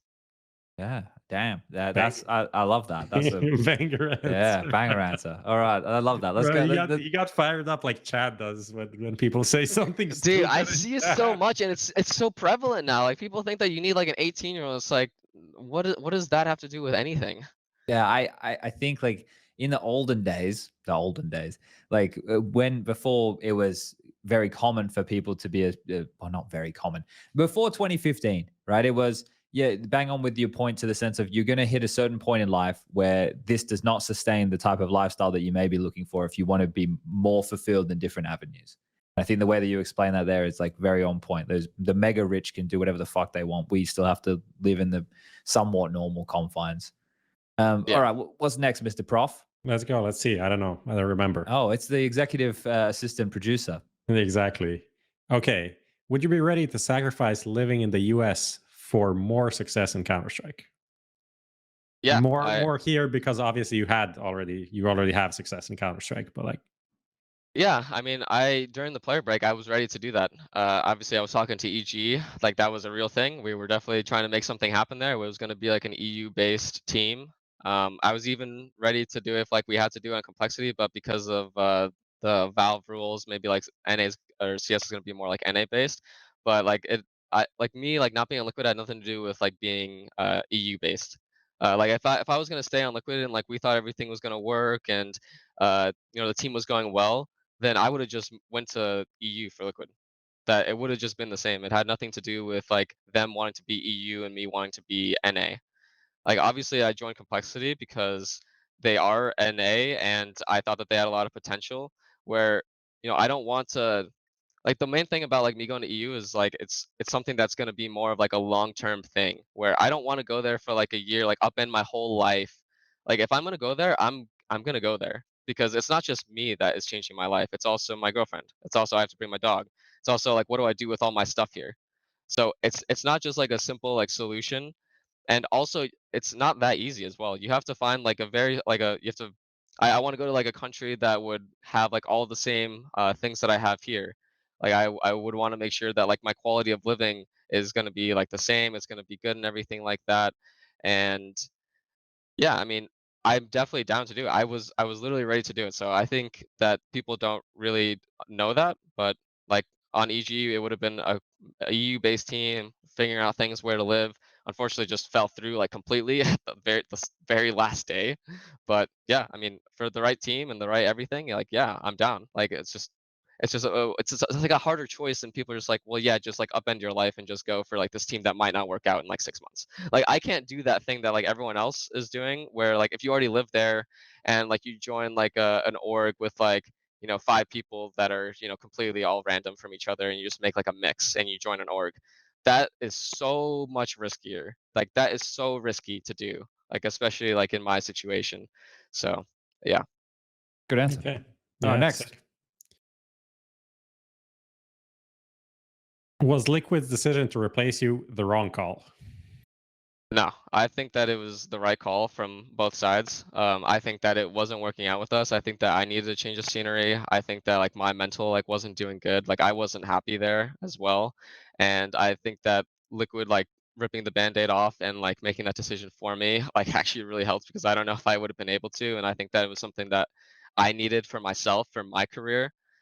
So I think that it was the right call. Yeah. Like I think that obviously like the results aren't as good so far. So, people are gonna say like, oh, well, the wrong choice. But I think that it made sense. Like I think that it made sense at the time. I still think that like I needed a new change of scenery.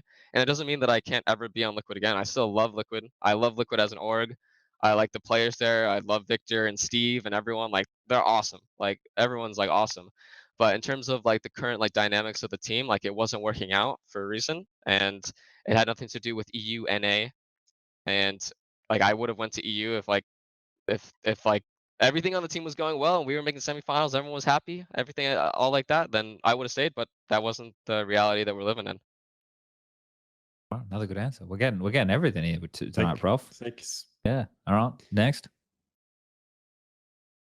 There are rumors of you having a poor attitude.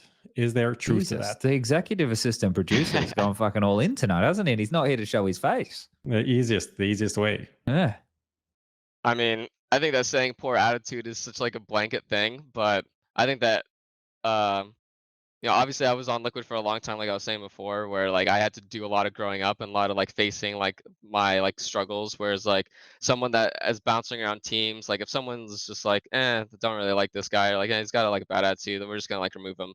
But like for me, I had to, because people also wanted to play with me and I played really well, they wanted me to keep like I had to like actually work on my things. And because changing a person and changing the way that somebody is, like, and all like the things that like have been developed like through childhood and like the way you respond to things, that's not just like a simple thing that you flip.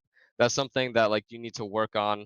So like yeah, I mean I have worked with like sports psychologists before to like work on like tilt issues. And everyone tilts, like everyone's going to be tilting in different ways. Like the way that I'm like getting like upset or tilting now is completely different than like when I actually was like tilting in a super negative way in like 2017. It's really different to now. Like I would like there's always going to be different reasons for how I'm going to like react to something, but it might be like the same response. So it's that's the whole thing about like my sports psychologist Jared, like his whole thing is like the mental game. Like the whole reason why he calls it like the mental game is because it's something that you're never really going to win. It's something that you're always going to keep working on and like having to deal with. So I mean, I think that the main thing about mentality is like something, if as long as you're always working on it and making sure that like you're going through uh the right avenues of making sure it's not like affecting like the team in like a way that you can't even win, then it's like a positive thing, because someone's always going to get mad for different reasons. But if it's like affecting like the team's ability to win, then it's really negative. So in 2017 18, I think that was like really negative, and the team like kind of gave me an ultimatum of like, yo, you got to like fix this or like you're out. And that's when I super worked on it, made sure everything was going well, and we had a really successful year in 2019 2020. And then like during COVID, I definitely felt a lot more like sad and like depressed. And then like it was easy for me to just like say like screw this, like I'm just like upset about like whatever it is. So like it kind of like just like the peaks and the troughs of like the mental for me. And yeah, it's just something that like I'm always like having to work on, like most players. But at different points in my career, it's been worse than others. Nice, another good one. All right, well, fucking hell. There's Where's it go from here? Where does it go from here, Prof? There's a good chat. Okay. Oh, fucking hell. It's still, it's getting worse, Okay. mate. I just want to read one chat comment. It was pretty nice. The guy said, "I never had anything against EliGE, but it wasn't like he was my favorite player. However, he sounds so fucking smart, CS wise, and kind of chill. This showed that I might have to change that. That's all I'm saying." Aw, thank you, man. I appreciate it. Kaner says He's that. considering it. It's for consideration. He will be sleeping on it and letting us all know next episode. EliGE will probably not be able to sleep this night because he's like, is that guy? I hope that you change your opinion, man. I'll work my best for you. Okay. Stewie 2K can't go without him. He doesn't want us to talk about him. We're gonna talk Nobody's about him back anyway. now. Maybe he does want us to talk about What him is Stewie 2K's biggest strength and weakness? I'd say that Stewie's biggest strength is that he had a really good mind for the game. Like he was able to read situations really well, super like heads up, able to figure out like the other team's like setup and figure out like how we should be doing different things really well. I think that like so like at his best, he had a really good mental where he was kind of just like the Kobe of like our team, where he had like that Mamba mentality. He's really big into sports and basketball and everything, and I think that helped a lot. Especially that was what we needed on Liquid in 2019. So he had a lot of really good positives from like a mental perspective and from like an in-game perspective. And then I think the weaknesses is just I think that he didn't put enough stock into making sure that uh, his mental stuff wasn't getting like solved. Like he didn't like put like enough stock into like working with like a sports psychologist and making sure that he's actually dealing with the things. Whereas like for me, like yeah, I'm gonna have like tilt issues. He's gonna have tilt issues. But if you don't like address them and like actually try to get past them, then obviously you can go like really different directions. Okay. Nice. Next one. Let's just go. keep rolling. There's two left, I think. Maybe. Two left. I feel like these are easier. Is a move to Valorant a possibility for you one day? Don't tell the truth here, John. Lie to me. Tell me what I want to hear. I Tell me can't, what man. I It's want those to hear. nerves of steel. I gotta say the truth. all right. Fair enough. Fair enough. I mean, I've definitely considered it. Like the main times where I've considered it was like 2020, 2021, because I was just like super unhappy like with my life at the time. I think that it was just I wasn't enjoying playing. Like it was not fun to play. The team wasn't going well. I was upset about like all the travel, and the main problem was like I just didn't feel like there was an end to like what was gonna happen. So for me, if I can't like see the situation improving, then I was like, okay, well, do I just say screw it then, and I'm just gonna like just play a different game. So that's like when I've mainly considered it. But so far since then, like for me, I love like Counter Strike a lot right now, and I think that it would be a really tough uh struggle to go to a different game right now. Where I mean, I definitely think that I could be at the top. Like I'm not even trying to have like new about it. I definitely could go to Valorant and feel like I could play at the top of the game, but I think it would just take a long time. I think that it would take me like six to 9 months to even be at that level. So for me to go from like where I am right now in my career to like gambling. Will people want to take a chance on me? I know that like franchising and stuff is really tough. Like I'm seeing players that are good that aren't able to get on teams right now in Valorant. There's so many like limited slots. So I might just get into like the same like kind of messed up position, and I have to learn a new game, and it's going to take some time. So I think that it is like just a lot more risks. It's kind of the same thing I was saying before. There's just a lot more risks, but I think it is possible if like CS just died all of a sudden. I think I could do it for sure. Okay. All right. Moving into the last one, I guess. The last question. Here we go. Who is the GOAT of NA CSGO? Oh, this is a good one. I don't know. I mean, I would say that like Russ from like an achievement perspective is definitely the guy. He won 2 Grand Slams, major, was able to like accomplish things that I wasn't able to accomplish. So I would say Russ. Is it then you? I would put myself as 2. I mean, I think that I've just played at a really high level for a long time. Like Russ has obviously put like himself at a high level for a super long time and had more achievements. So Russ obviously like beats me out on that. But like after that, I think that I've been playing as like a top 20 HLTV player and had a lot of achievements myself since 2016 onwards. So I think that like the longevity and consistency of that is why I would put myself as 2, and that's why I would put Russ as number 1 ahead of me. So then, Prof, if we just change the wording, who is the GOAT of USA CSGO or Canadian CSGO? I think we would have our answers. There we go. They can both Yeah. have a crown. They can both walk away happy. All right. USA. Yeah, there it is. There it is. All right. That has been The Nerves Are Still, brought to you by SteelSeries. Thank you to Dimitri and, Prof. You had your minion work very well today. So good stuff and good answers from EliGE. Again, just fucking smashing. Now we need to draw a winner. I believe Lucas is going to put that in TeamSpeak right now. Johnny Grave. Congratulations. The SteelSeries headset. Our people will reach out to your people and we'll get that to you to use. And you can be wireless with your headset. So that's quite nice, isn't it? All right. Yeah. Well, we have, I guess, some news to talk about if we have to, Prof. We don't have to talk about anything. We don't have to talk about anything. Well, we should. We should give it like a very quick hot take off the top of our head. Because we lose EliGE just before the 2-hour mark, right? But do you know what we have to do? What, Lucas? Do you know what we have to do, Mr. Chad? What do we have to... Oh, roll the bumper. Roll the bumper.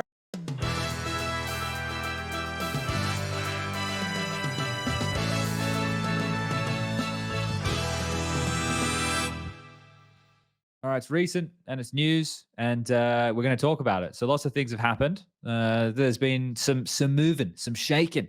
We talked a bit about it on the last episode.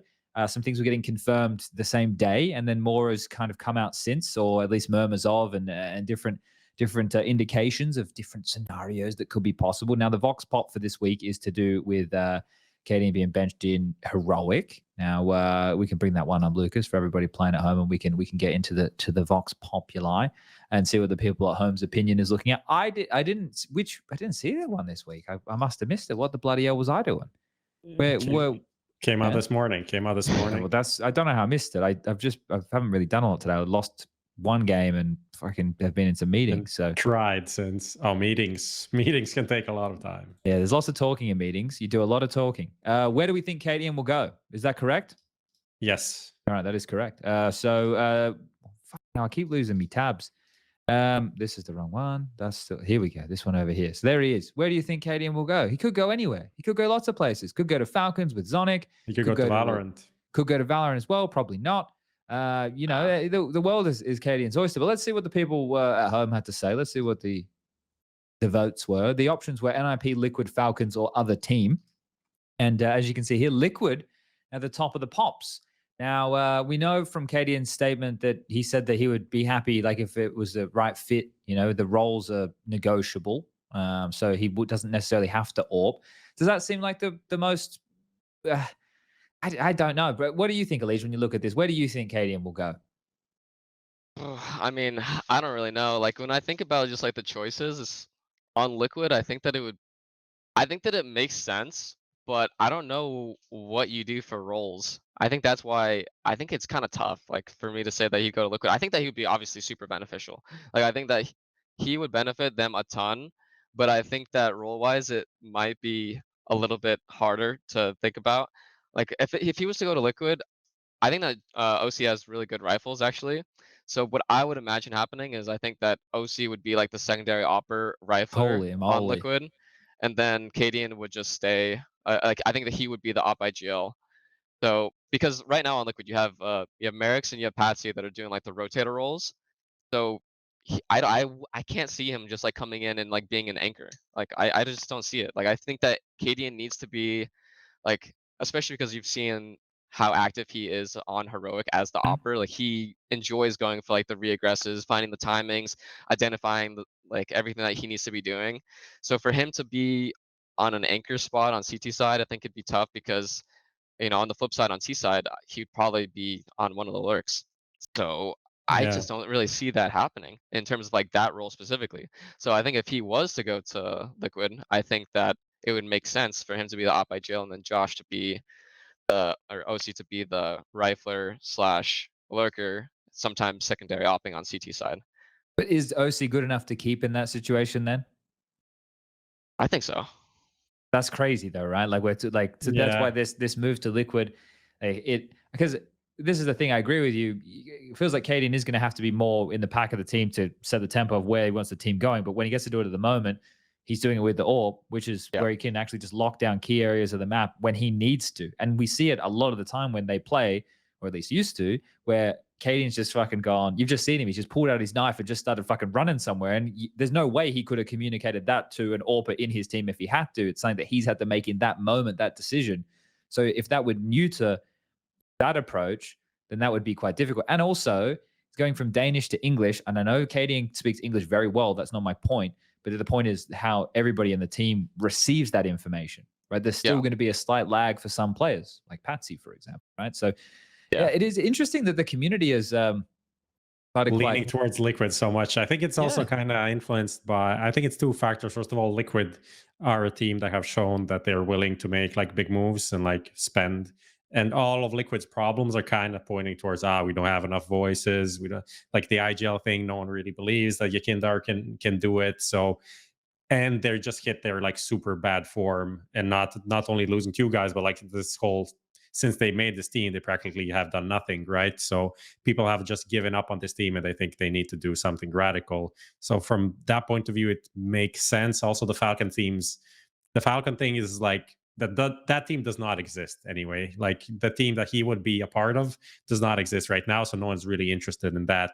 At the same time, it could work, and it does make sense to insert like one of the most successful IGLs of the last like 2-3 years if you're going to go for like a super blockbuster team. But it is kind of weird. I really wouldn't move him from the op, especially like this last year. He's shown his performance can be better, right? Like he's had a good patch. It's his best year. I think also like he's one of those guys that I'm pretty sure wants to also get some like individual recognition. Like he wants to get in the top 20 and stuff.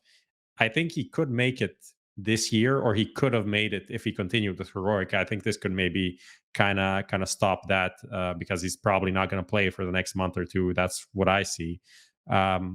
So it's tricky, but I would still keep him as an op. I think as a rifle, you'd really have to have like a great opper on your team to make it make sense. But what EliGE was saying about like having him in the middle of the pack, that is kind of tricky. And a team like NIP as well, that's like they have all the players that want to be in the pack and make openings and do stuff. So I think the thing is, right now we're speculating, but it almost feels too early because until the intentions are made clear of Falcons, we don't know how much that could possibly impact, right? And that's probably the same thing for cadiaN. Sure, he can sit there and go, these are my options now. But if Falcons come and just go, I want this motherfucker, I want this motherfucker, we're taking him and we're grabbing him, then like that could set off a chain of reactions between, because so many teams are international now that this could set off one of the biggest like kind of roster shakeups we've seen in a while, especially with the Danes being interchangeable with international teams because of how good their English is.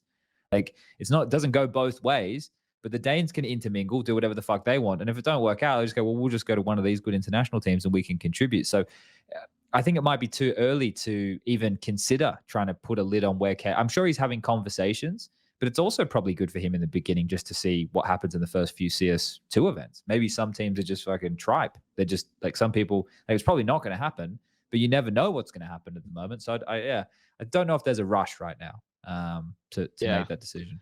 If I were him, I would definitely just wait a month or two. You're definitely going to make your decision before December, just because there's not a lot of time before like the close qualifiers for the next major. And like you said, I think Falcons, like, yeah, we just have no idea what exactly it's going to look like. And I think the 3 teams that like were even listed there, they don't really like there's not like a rush to get into like any of the events. Like they don't need to like pick him up like immediately for the events. So I think that he could take his time. I think honestly Liquid is probably gonna happen if I was to guess. Like I could even see like Yakindar like going into like the lurk / like anchor roles, because he's played those roles before on VP. Like he's played every single role. And then maybe like Josh just like stays as like the main op and cadiaN is like maybe like a rotator. I don't see like a world where like an IGL is just not gonna be in the pack. I think it's too hard to play like that. Okay. Speaking of IGLs, let's segue. Prof, your favorite topic, Cloud9. How do you feel about this? We learned on the bombshell over the weekend. Perfecto, in an interview with Banks on air, made mention that HObbit is now in game leading. Is this HObbit's last ditch attempt to keep a spot on the team? Or yes. Okay. The answer is yes. This is like the most obvious. Like things are shit.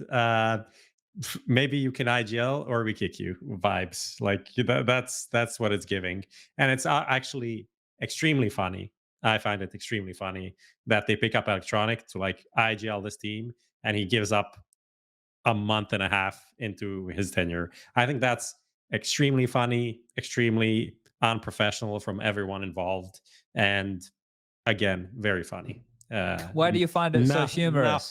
Not funny even. That's why do you find it so humorous? Do you think this should have been the solution all along? Do you think Nafany should have stayed and HObbit should have gone? Like what do you think? I just like, how do you give up so like if you're so convinced that you can IGL, how do you give up after? Well, it's pretty clear that HObbit wasn't like comfortable, right, with even how they had him playing before. Like when I watch. HObbit is he is the only problem. Like there's obviously lots of problems. Axel botting out. Like there's lots of issues. Like HObbit's individual performance is not like why Cloud9 were sucking completely. No, but it's a symptom. It's how we're telling something's wrong. If HObbit's not being able to contribute and Axel's not looking good, there's obviously a larger issue. And like the idea of the approach of Na'Vi and Cloud9, because that's essentially what we're blending, right? We're blending their approach of those two teams together and trying to see where we land. Well, obviously this hasn't worked. Remember with Vitality when they tried to blend Astralis and the old Vitality and it didn't work in the beginning and they had to come to some type of a middle ground.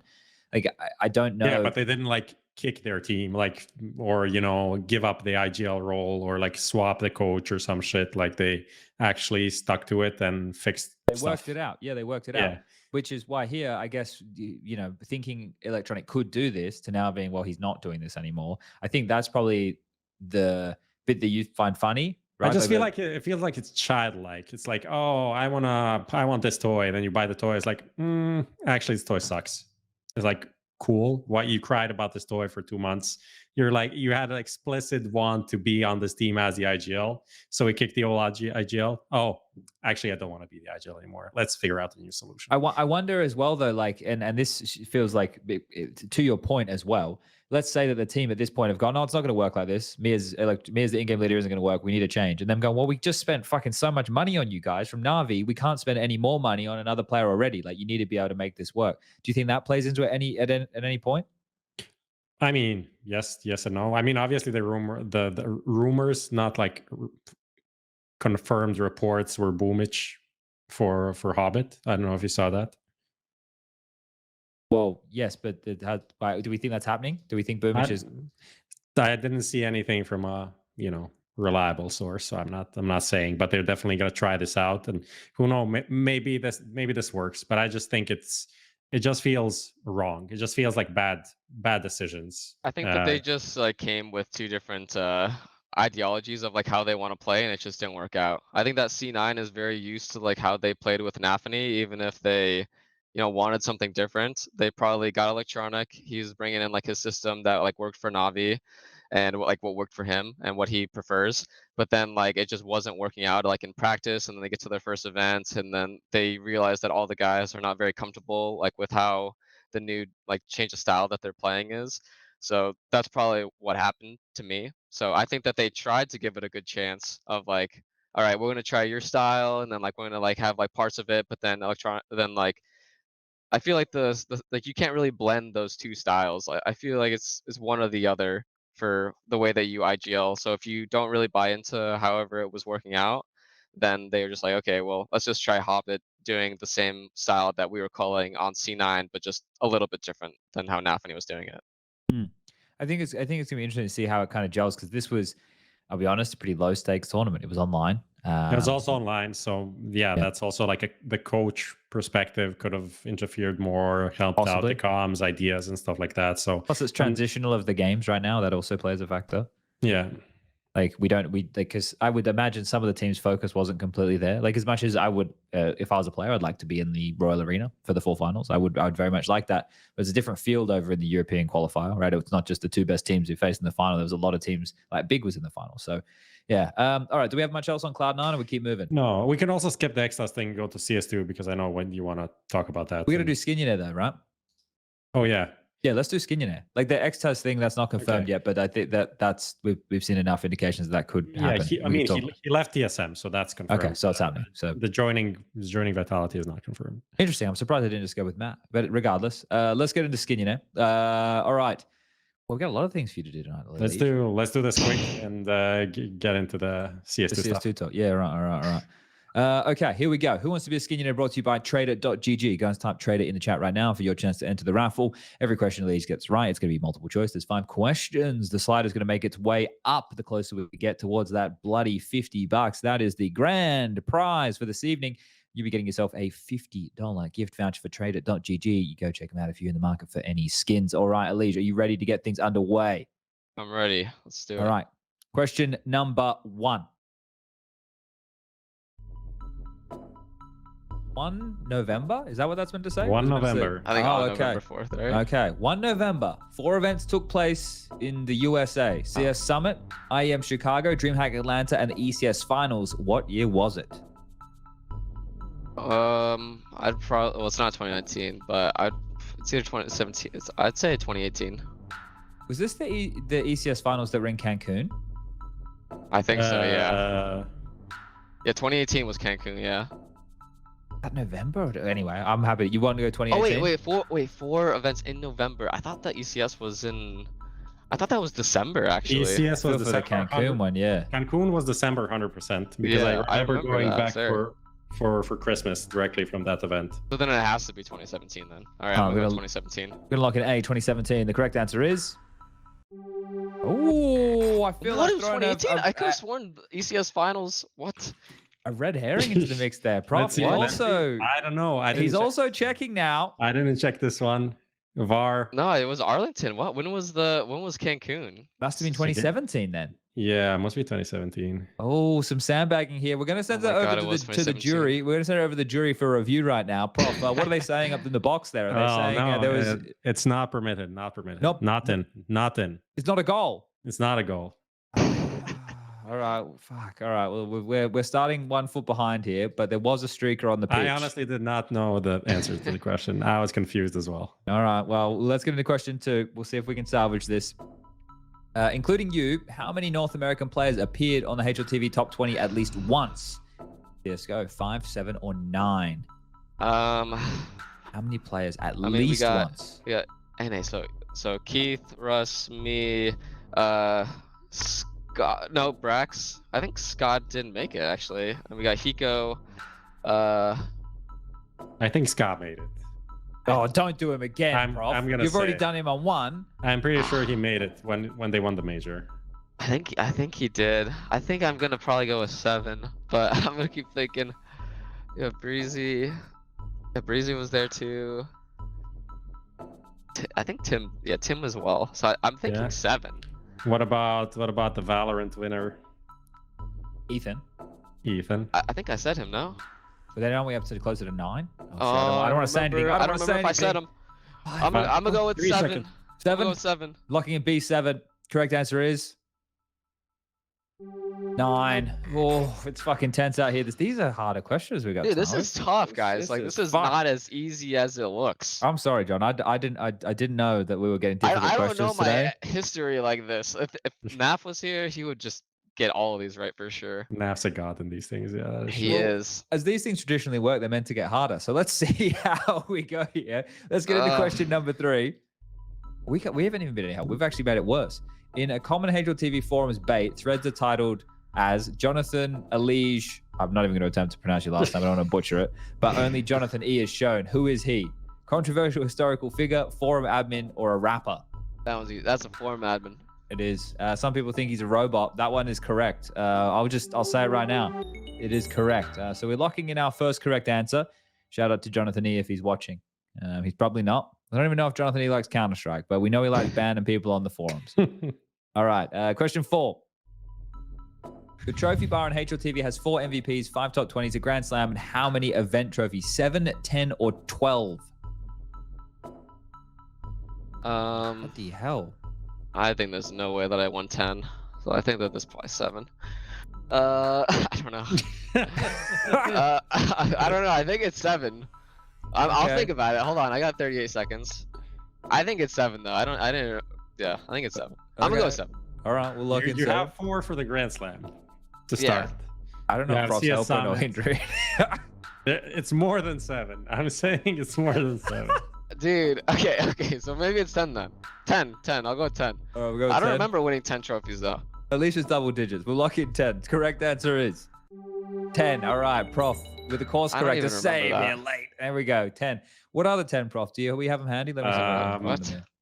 I don't even remember You have the those. scroll on the bar, so you reach that level. Summit 2, Supernova CSGO Malta, IBO Power Masters 2019, IEM Sydney, DreamHack Masters Dallas 2019, ESL Pro League Season 9 Finals, ESL 1 Cologne 2019, Grand Slam, Blast Pro Series Los Angeles, Chicago, and Pro League Season 11 North America. Yeah. There you go. Like I kind of remember them, but I feel like Yeah. that doesn't sound like 10 to me. It sounds like 7. Yeah, fair enough. Yeah, they just got he's got a trophy. He's got a cabinet full, Prof. Once you get past 5, at that point, they Yeah, probably it all doesn't start to feel the matter. same, It doesn't matter. All right, we got one more question left. Question number 5. In 2022, you had a match with a 0.06 rating. What team did you play against? Was it NIP players or Heroic? I don't know. I was thinking about Cloud9. That would was like be a tough one though. Probably wasn't Heroic. Well, that'd I think be it's- players, right? I feel like it's players. What a shit name they picked. Probably didn't Like, happen against Nip. They picked the shittest name, didn't they? How can we pick the shittest name? Players. Honestly, when I saw this question, I thought it was like, did someone forget to fill in the answer? And Yeah. I remember this is actually Wait, the it's name of the players. team. That was Gambit, isn't it? Yeah, That was exactly. Gambit, yeah. Oh, well, then, Gambit yeah, Cloud. it's players. I was like, I'm pretty sure this was C9. So yeah, it was players. All right, lock it in. B, players, correct answer. Dude, that game was tough. Players. That game was tough, guys. That's the one you referenced, and you were like, "Yeah, I didn't feel like I played anything like that badly. There's nothing I could do, right?" No, yeah, dude. I'm just like going out there. I'm just like the first guy. Like Shiro's not blinds, and he's just opping me. I'm just like getting owned. Like, man, this sucks. Yeah, it's gonna happen. It's definitely gonna happen. All right. Well, we got 3 out of the 5 correct. We salvaged the back end of this. Officer Ricky. Bloody hell, the names we've had winning tonight: Johnny Graves and Officer Ricky. You've really brought the North American cloud to this evening, John. It feels like with those names. Those sound like some stage names. Yeah, these guys are the sloppy. rippers somewhere, man. Like, what's going on with that? All right. So, look, our people reach out to your people. What did we get? Why we got 3 right? What's that value? 7.5. Jesus, I hope it buys you. Yeah, don't spend it all in the same shop. That's no wait, you have to. So do spend it all in the same shop. Make the most of it. See what you can get out there. See what trader.gg has to offer. That's who wants to be a Skinionaire. He's getting 40 P250 sand dunes. Yeah. Give one to everyone. Give it to your friends. Give it to your family. You know, maybe it could be a big group gift. Okay. Let's jump into a bit more CS2 conversation, shall we? That's essentially where we're at the tail end of the show. Okay. We have a tweet that Lucas sent in. To do with the binds, yes. The binds. But basically, just to do you, how much of this do you understand, Prof? I'm not saying you don't understand, but do you know what the second string does? I don't know what you mean second string. So where it says legal binds and illegal binds. Okay. I didn't actually read the whole thing. Essentially, the legal binds do exactly what the illegal binds do. They're just not written as an alias command. Yeah, why does it matter? Yeah, it's stupid. It's semantics. It's like just them. It's so dumb when that happens, because like they're just making a random rule that doesn't make it doesn't really change our lives at all. You're just making everyone change their binds and their config for no apparent reason. Yeah, so that's something I guess it's just leftover rules from before, or what? I don't know. Well, maybe it's because they also don't want to have to check. Like, I imagine what they do when they check all your configs you guys send in, John, is they just will search the hot words, right? Because I guess they want to avoid aliases for the nefarious things it can do. But if you can just change it to these legal binds and we can still have movement that makes sense, I guess it's okay. Yeah. But it is just annoying. It's annoying. Chad, can you just give a TLDR for people that are maybe listening and don't know what the fuck we're talking about with these binds? I don't understand fully myself. You've been the proponent. You've been the forward-facing face. I don't want to be that guy though, because I don't understand. I'm not a computer guy. I don't really understand like how I'm not like, I don't want to speak as like gospel, and some guy who actually gets it goes, listen to this fucking idiot try and talk about something he doesn't understand. But essentially, with these binds, it's making your movement. It's binding your movement to the tick essentially, right? So your movement will be consistent. Whereas if it's like using the sub tick, from what I understand is where you press the button in the apex to the next tick is going to influence the speed at which you move, which essentially, because we're not robots, we can't possibly know when the correct point to press it to get the right acceleration would be. To us as humans, it's random. So it's fucked. But these binds just make it so when we move, it's closer to 64 than it is 128 because we're on 64 sub tick essentially. But the movement is consistent. When you hit that mouse key, you will move the same, which is why when using these, it doesn't feel sluggish anymore, or it doesn't feel as sluggish. Like you feel like you have more control because your movements are consistent, right? It's technically not as precise as what it could be if we weren't using these binds, because subtick should be more precise. But like I said, I'm not a fucking robot, so it's impossible for me to be able to know. John, how badly did I butcher that? Dude, I don't know anything about this either. Okay. I know about as much as you. So I mean, I'm just doing whatever people say is good. But do you notice a difference using these binds? Like, did you feel a difference? I mean, not like the biggest difference. Maybe like a very slight. It's like so minuscule. So I can't. What ping do you play on? I'm curious.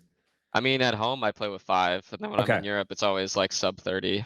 Yeah. So playing from Malta, of course, I get like fucked a little bit in the sense that my ping is most of the time 45 plus. And I saw Twist make a tweet about this. He left Malta, and I believe he went back somewhere in Europe with lower ping, and he was saying that the game felt more responsive and better on low ping, which I think is a big factor of this right now. If you are on high ping, like I think anything over like 55, 60, it starts to feel fucking unplayable, just with how you feel like you're getting swung all the time. And then on top of that, we spoke about this last week, but if you also have a dog shit PC, those two things in combination are going to make you feel like you're having a miserable time.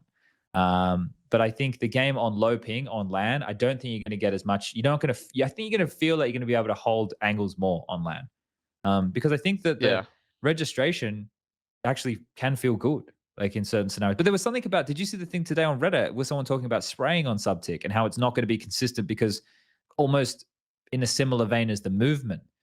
And then, wow, man. Yeah, And I then don't know. I feel like it's fuck. all voodoo science to me so far. I That feel was like, the Maui tweet today. Did you see that? Talking about it being bro science, which yeah, essentially that's what it feels that's like. it's how it Yes. feels like to me. Yes. Until I see actual numbers, like someone like showing all of their steps, scientific method, and all of that, I don't know exactly what to believe for it. I know for me, I watched like the War Owl video about like CS, and he was showing like when you're spraying, like the tracers are just like really off. Mm. And I feel like that's probably what's messing people up Mhm. more so than whatever subtick thing is happening. Because I think a lot of people use tracers when they're spraying. I use tracers as well. In CSGO, when I'm spraying, I'm actually looking at my tracers. Oh, really? Even though I Okay. know they're not the most accurate, I know that they're pretty damn close. So that might be more of a problem, and they should just uncheat protect tracers. Yeah, for Okay. sure. That's interesting. I think I just read a comment in chat. Someone saying, I want to know it's not placebo. With the movement binds, it's proven not to be placebo. People have got like there's Yeah, lots yeah. of stuff out there that shows that the The movement velocity- is Yeah, yeah. somebody velocity actually showed changes. some numbers, which is Yeah. nice. Because before it was just like, oh, you see this video? I'm gonna slowly. You see that? It just was slightly faster. Did you see it? Like, and I didn't see any numbers, so I don't know what I'm even looking at. I would find with mine when because I would have more hitches because I'd have higher ping when I would hit one of those hitches, which I wouldn't know, like because also netgraph now is not as easy. Then like the game would feel like I was a bit more like a balloon, like not like a helium filled balloon. We all know if you blow a balloon up and you kick it, it kind of has this like lofty nature about it, and that's kind of what the movement. Like if my ping, and I kind of feel like I'd keep sliding a little bit. I think that is definitely or should feel like it's kind of ping related. So a lot of these things, I think the big one that kind of popped off yesterday or the day before, I Hitbox retweeted. stuff. Yeah, I retweeted a guy showing that you with the hitboxes when you're planning or diffusing whatever and looking Yeah. down is fucked. And then on the back of that, somebody replied. Now I didn't retweet that more propaganda with the moving hitboxes. That I saw and was like, well, that's interesting, but I didn't touch it because the other guy you could see there was video, it was quite clear of what was happening, and this was just stills. And it turns out that the hitboxes, as far as that is synced, it's actually some of that was older screenshots.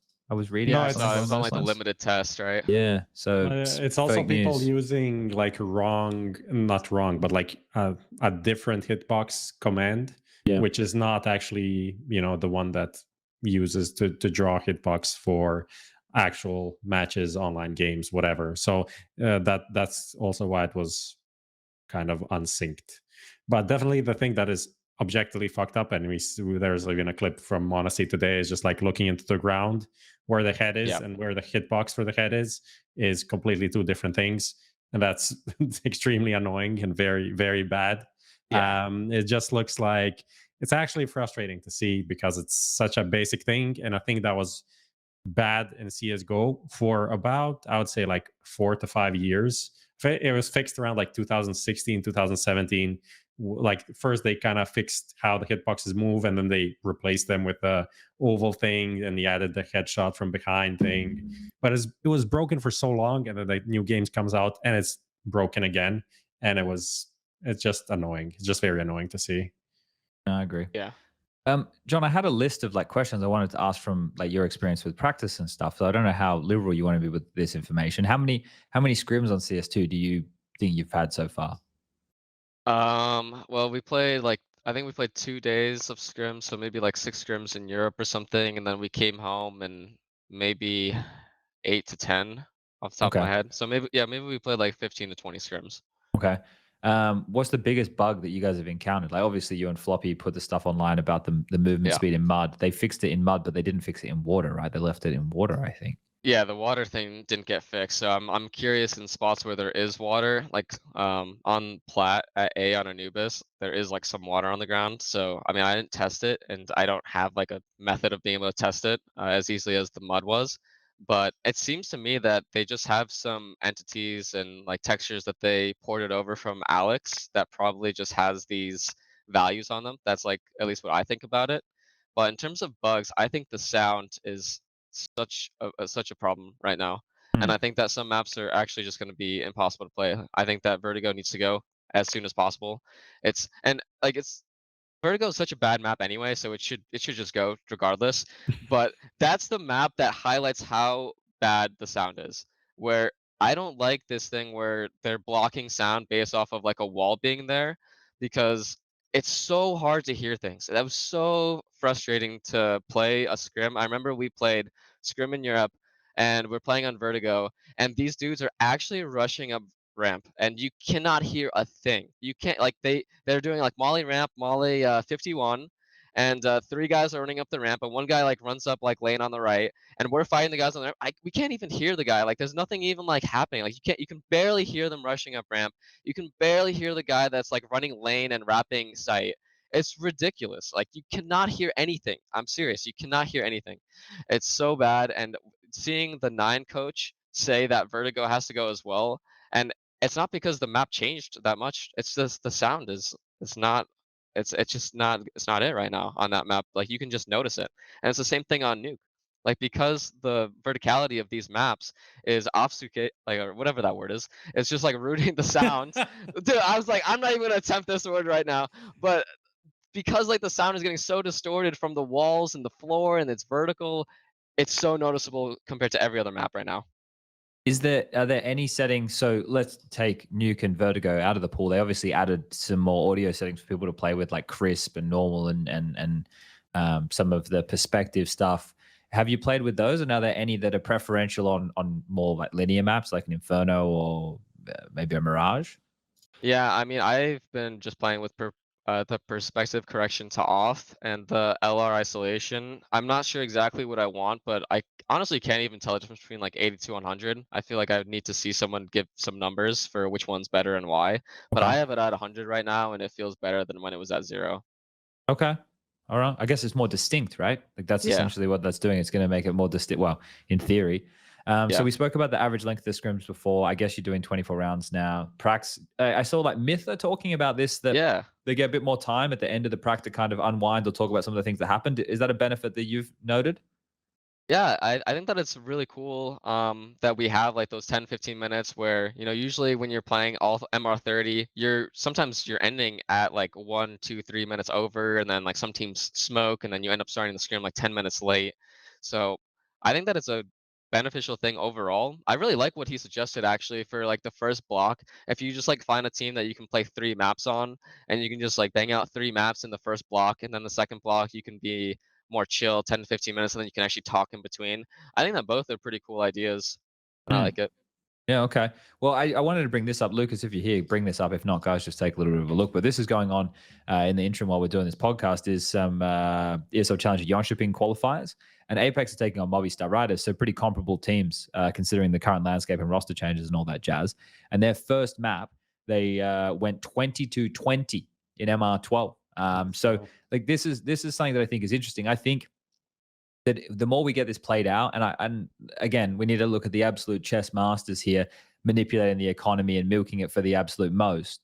But I feel if you're down the home stretch and you're in a place where you can, win a tie round and fuck the economy, even if they have that lead, and you could tie things up 12-12 and then go into OT, and then we're just starting OT 20% earlier, right? Like in some of these games, essentially, if it does happen, it's not going to happen every game. Overtime's not going to happen but if we have a bunch of like 13-11 score lines or a bunch of games that go into like at least one overtime, we're essentially getting the same amount of Counter-Strike as we had before, which I think is going to be really interesting to see how that shapes up. Because this conversation I'm seeing from people, a lot of these games just blowouts.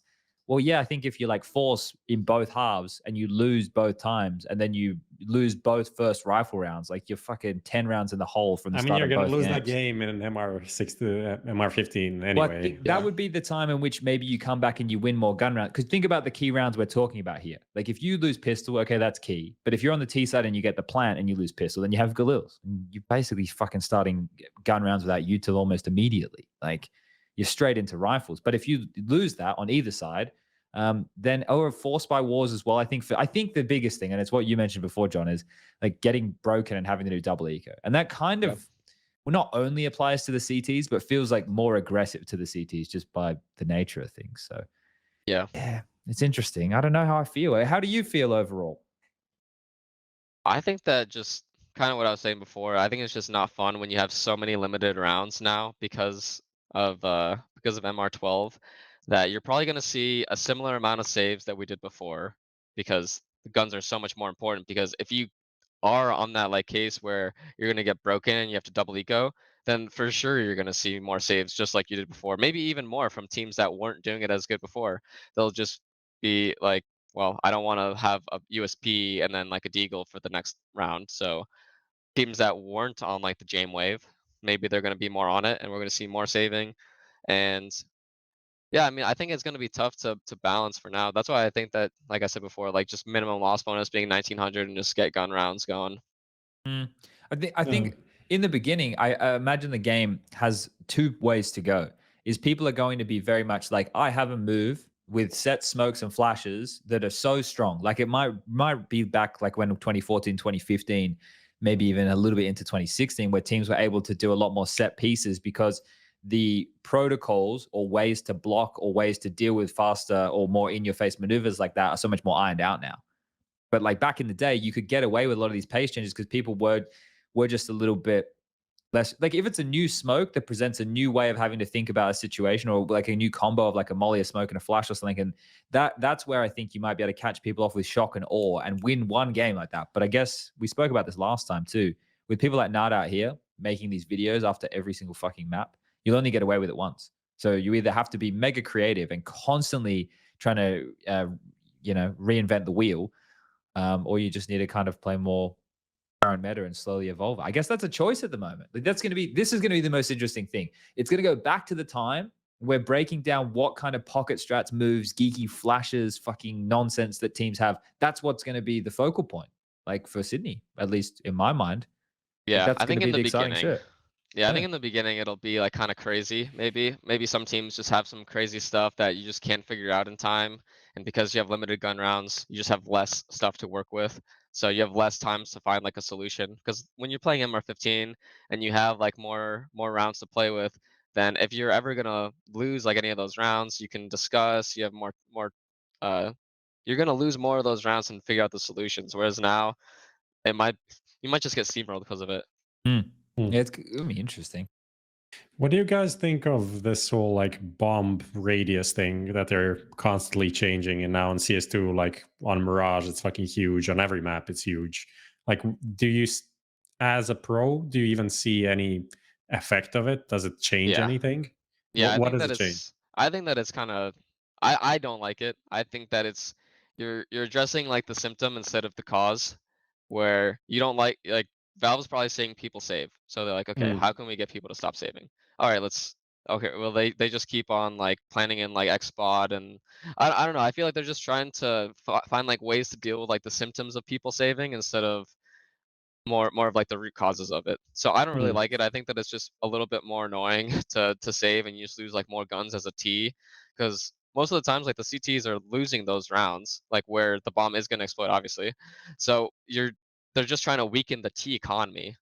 That's the only like thing I can think of like why they're doing this bomb radius thing. They want the CTs when they are losing the rounds and they have to save that they're still damaging the T's economy. Because what else would be the reason for it? You know, like I think it makes like end of rounds more active because you can punish more as a CT, right? So sure, you've lost a round and you're saving, but you There in might be some action. There might be yeah, like there the might bottom be action. banana gunfight Yeah, after explosion. maybe yeah. but I see I what don't you're know. saying, like in terms of it just kind of maybe addressing it in the wrong way because it's still an action point and it still has ramifications, but it is just shitty when you feel that you should be far enough away from the bomb and you have 80 HP and you die. Like that feels Yeah. kind I feel like in some areas it's maybe a little bit extreme, but there's also things where it's low risk for a T.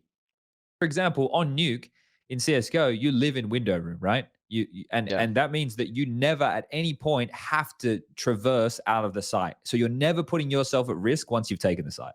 Whereas if Yeah. the I bomb mean, radius, that is obviously bad, but like the other maps doesn't really relate in the same way. So I don't really get it. Like I'm Yeah. on the same side. I think it's almost like Valve's thinking is like, oh, if the bomb radius is bigger, that means CTs aren't going to be able to save close, so they're just going to go for gunfights and they're going to like go for more retakes, but they won't. It won't influence that, at least on pro level at all. Maybe in pugs, people, Yeah. if you can't save CT on Mirage, people just like fight. I don't know.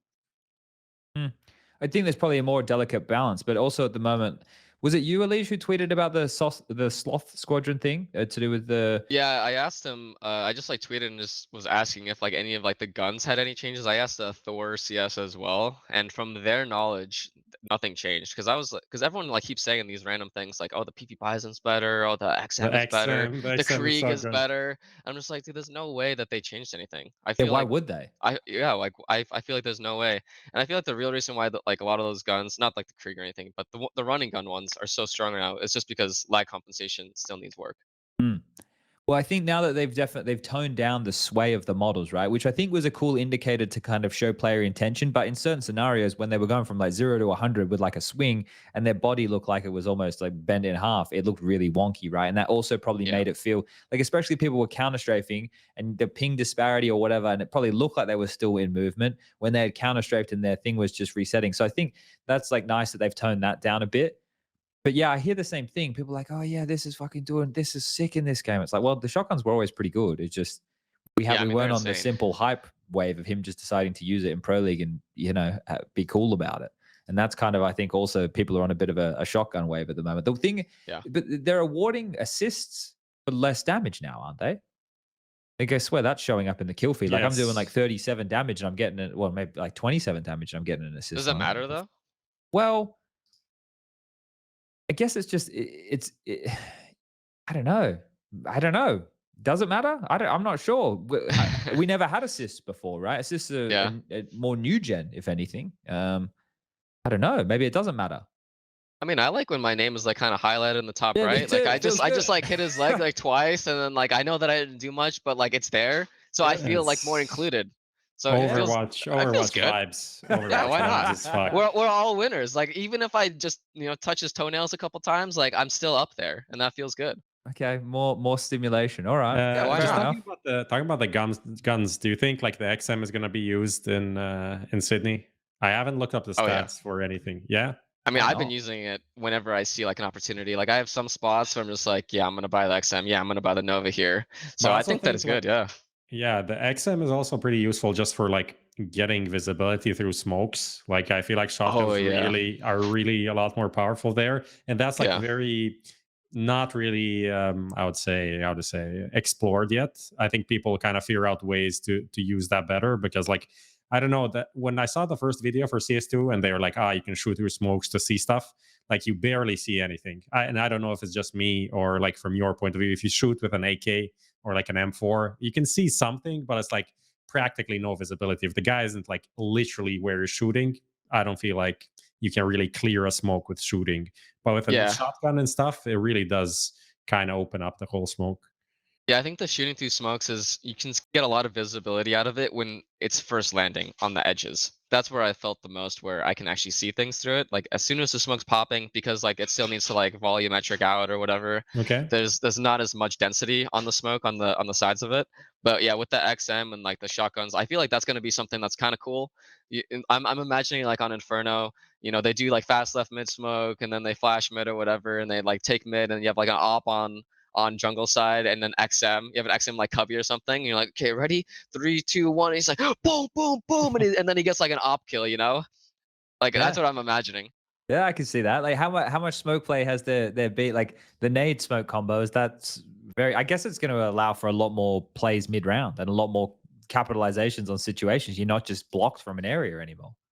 Oh yeah, I think it's really fun. There's going to be so many cool things in Sydney for sure.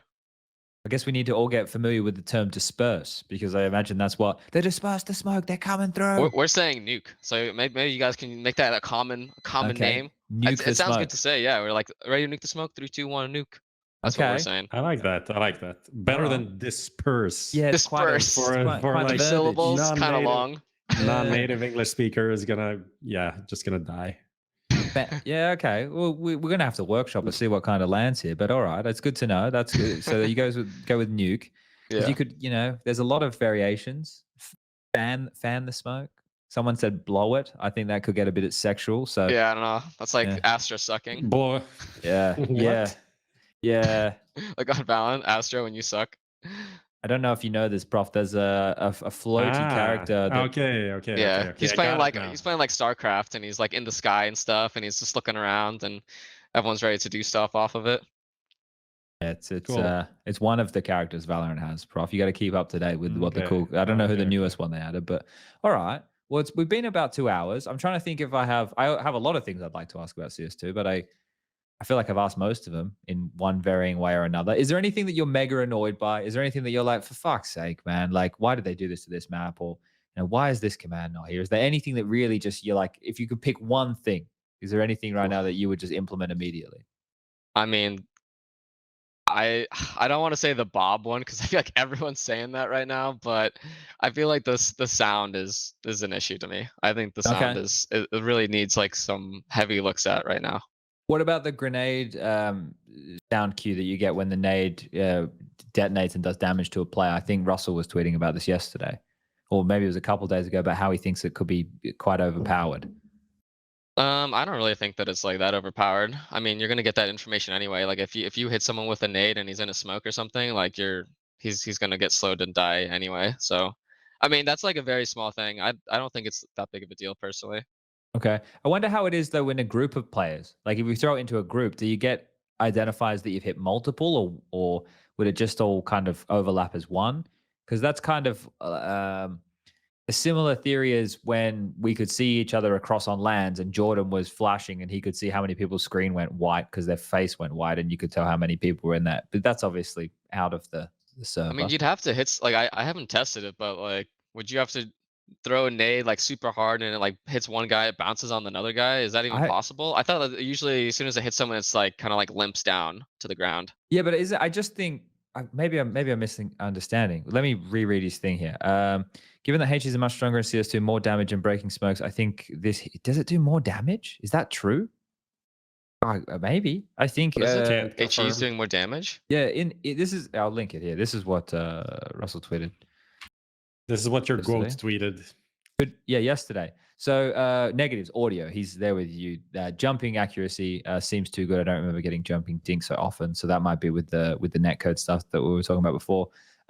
3, given that HEs are much stronger in CS2, more damage and breaking smokes, I think this hit audio cue needs to be removed. It provides a lot of information where HEs are usually used after you have info, and the info gathering part is already applied by breaking the smokes. This could just be my opinion, and others may like it. I think I might have to explore it more because they've obviously added more sound effects, right? Like now they have goosh, dink, and kill, right? Those 3 are different audio.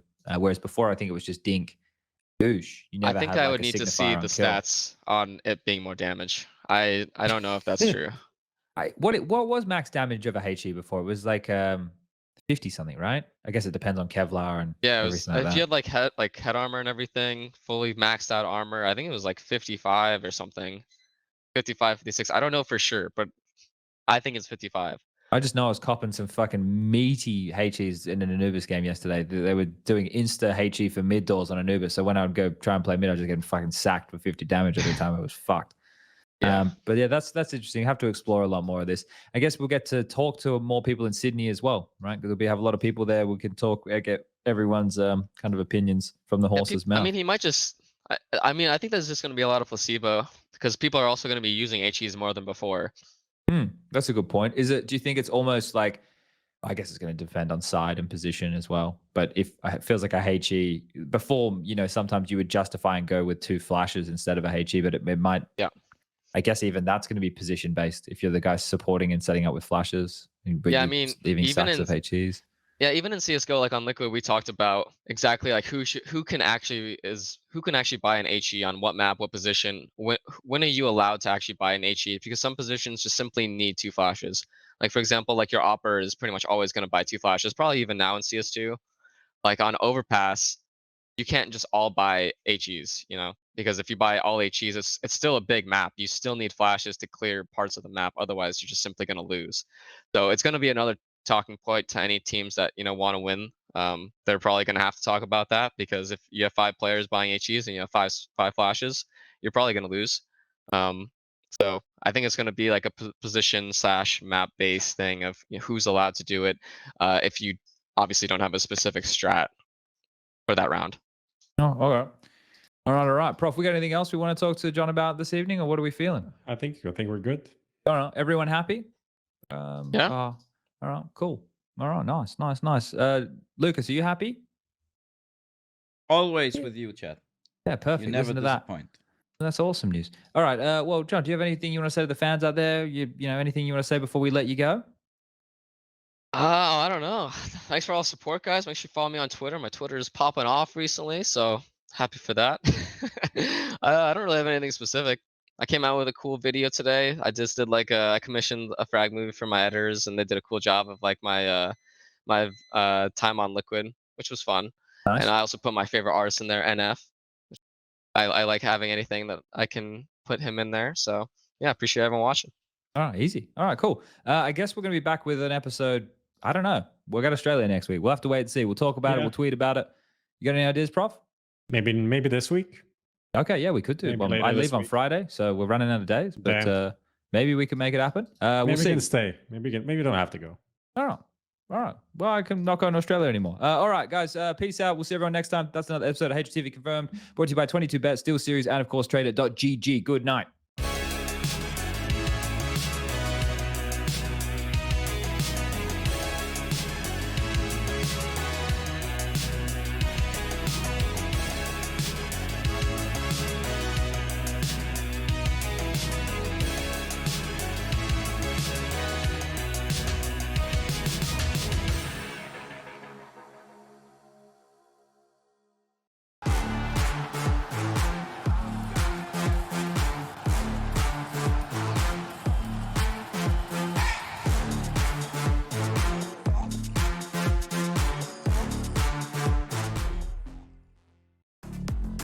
Best esports odds,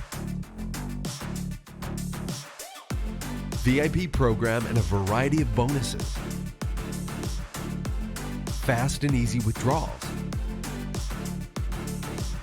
bet on every possible CSGO match and tournament, as well as any other esports game. Only on 22Bet. Are you tired of your boring old skins and looking for beautiful new ones? Tradeit.gg is your place to go for easy and secure trades within seconds. Simply pick and choose whatever item you want to trade from Tradeit's huge inventory. Verify the trade on Steam and you're ready. With the lowest fees in the market and a beautiful, easy-to-use UI, Tradeit also offers you the option to instantly sell your items for cash. We accept a wide variety of payment methods. Tradeit.gg is the go-to place whenever you want to try out fancy new skins. Start trading today at Tradeit.gg. It's a good vibe, trend, trend, trend, trend. It's a good vibe, trend, trend, trend, trend. It's a good vibe, trend, trend, trend, trend. Good vibe, trend.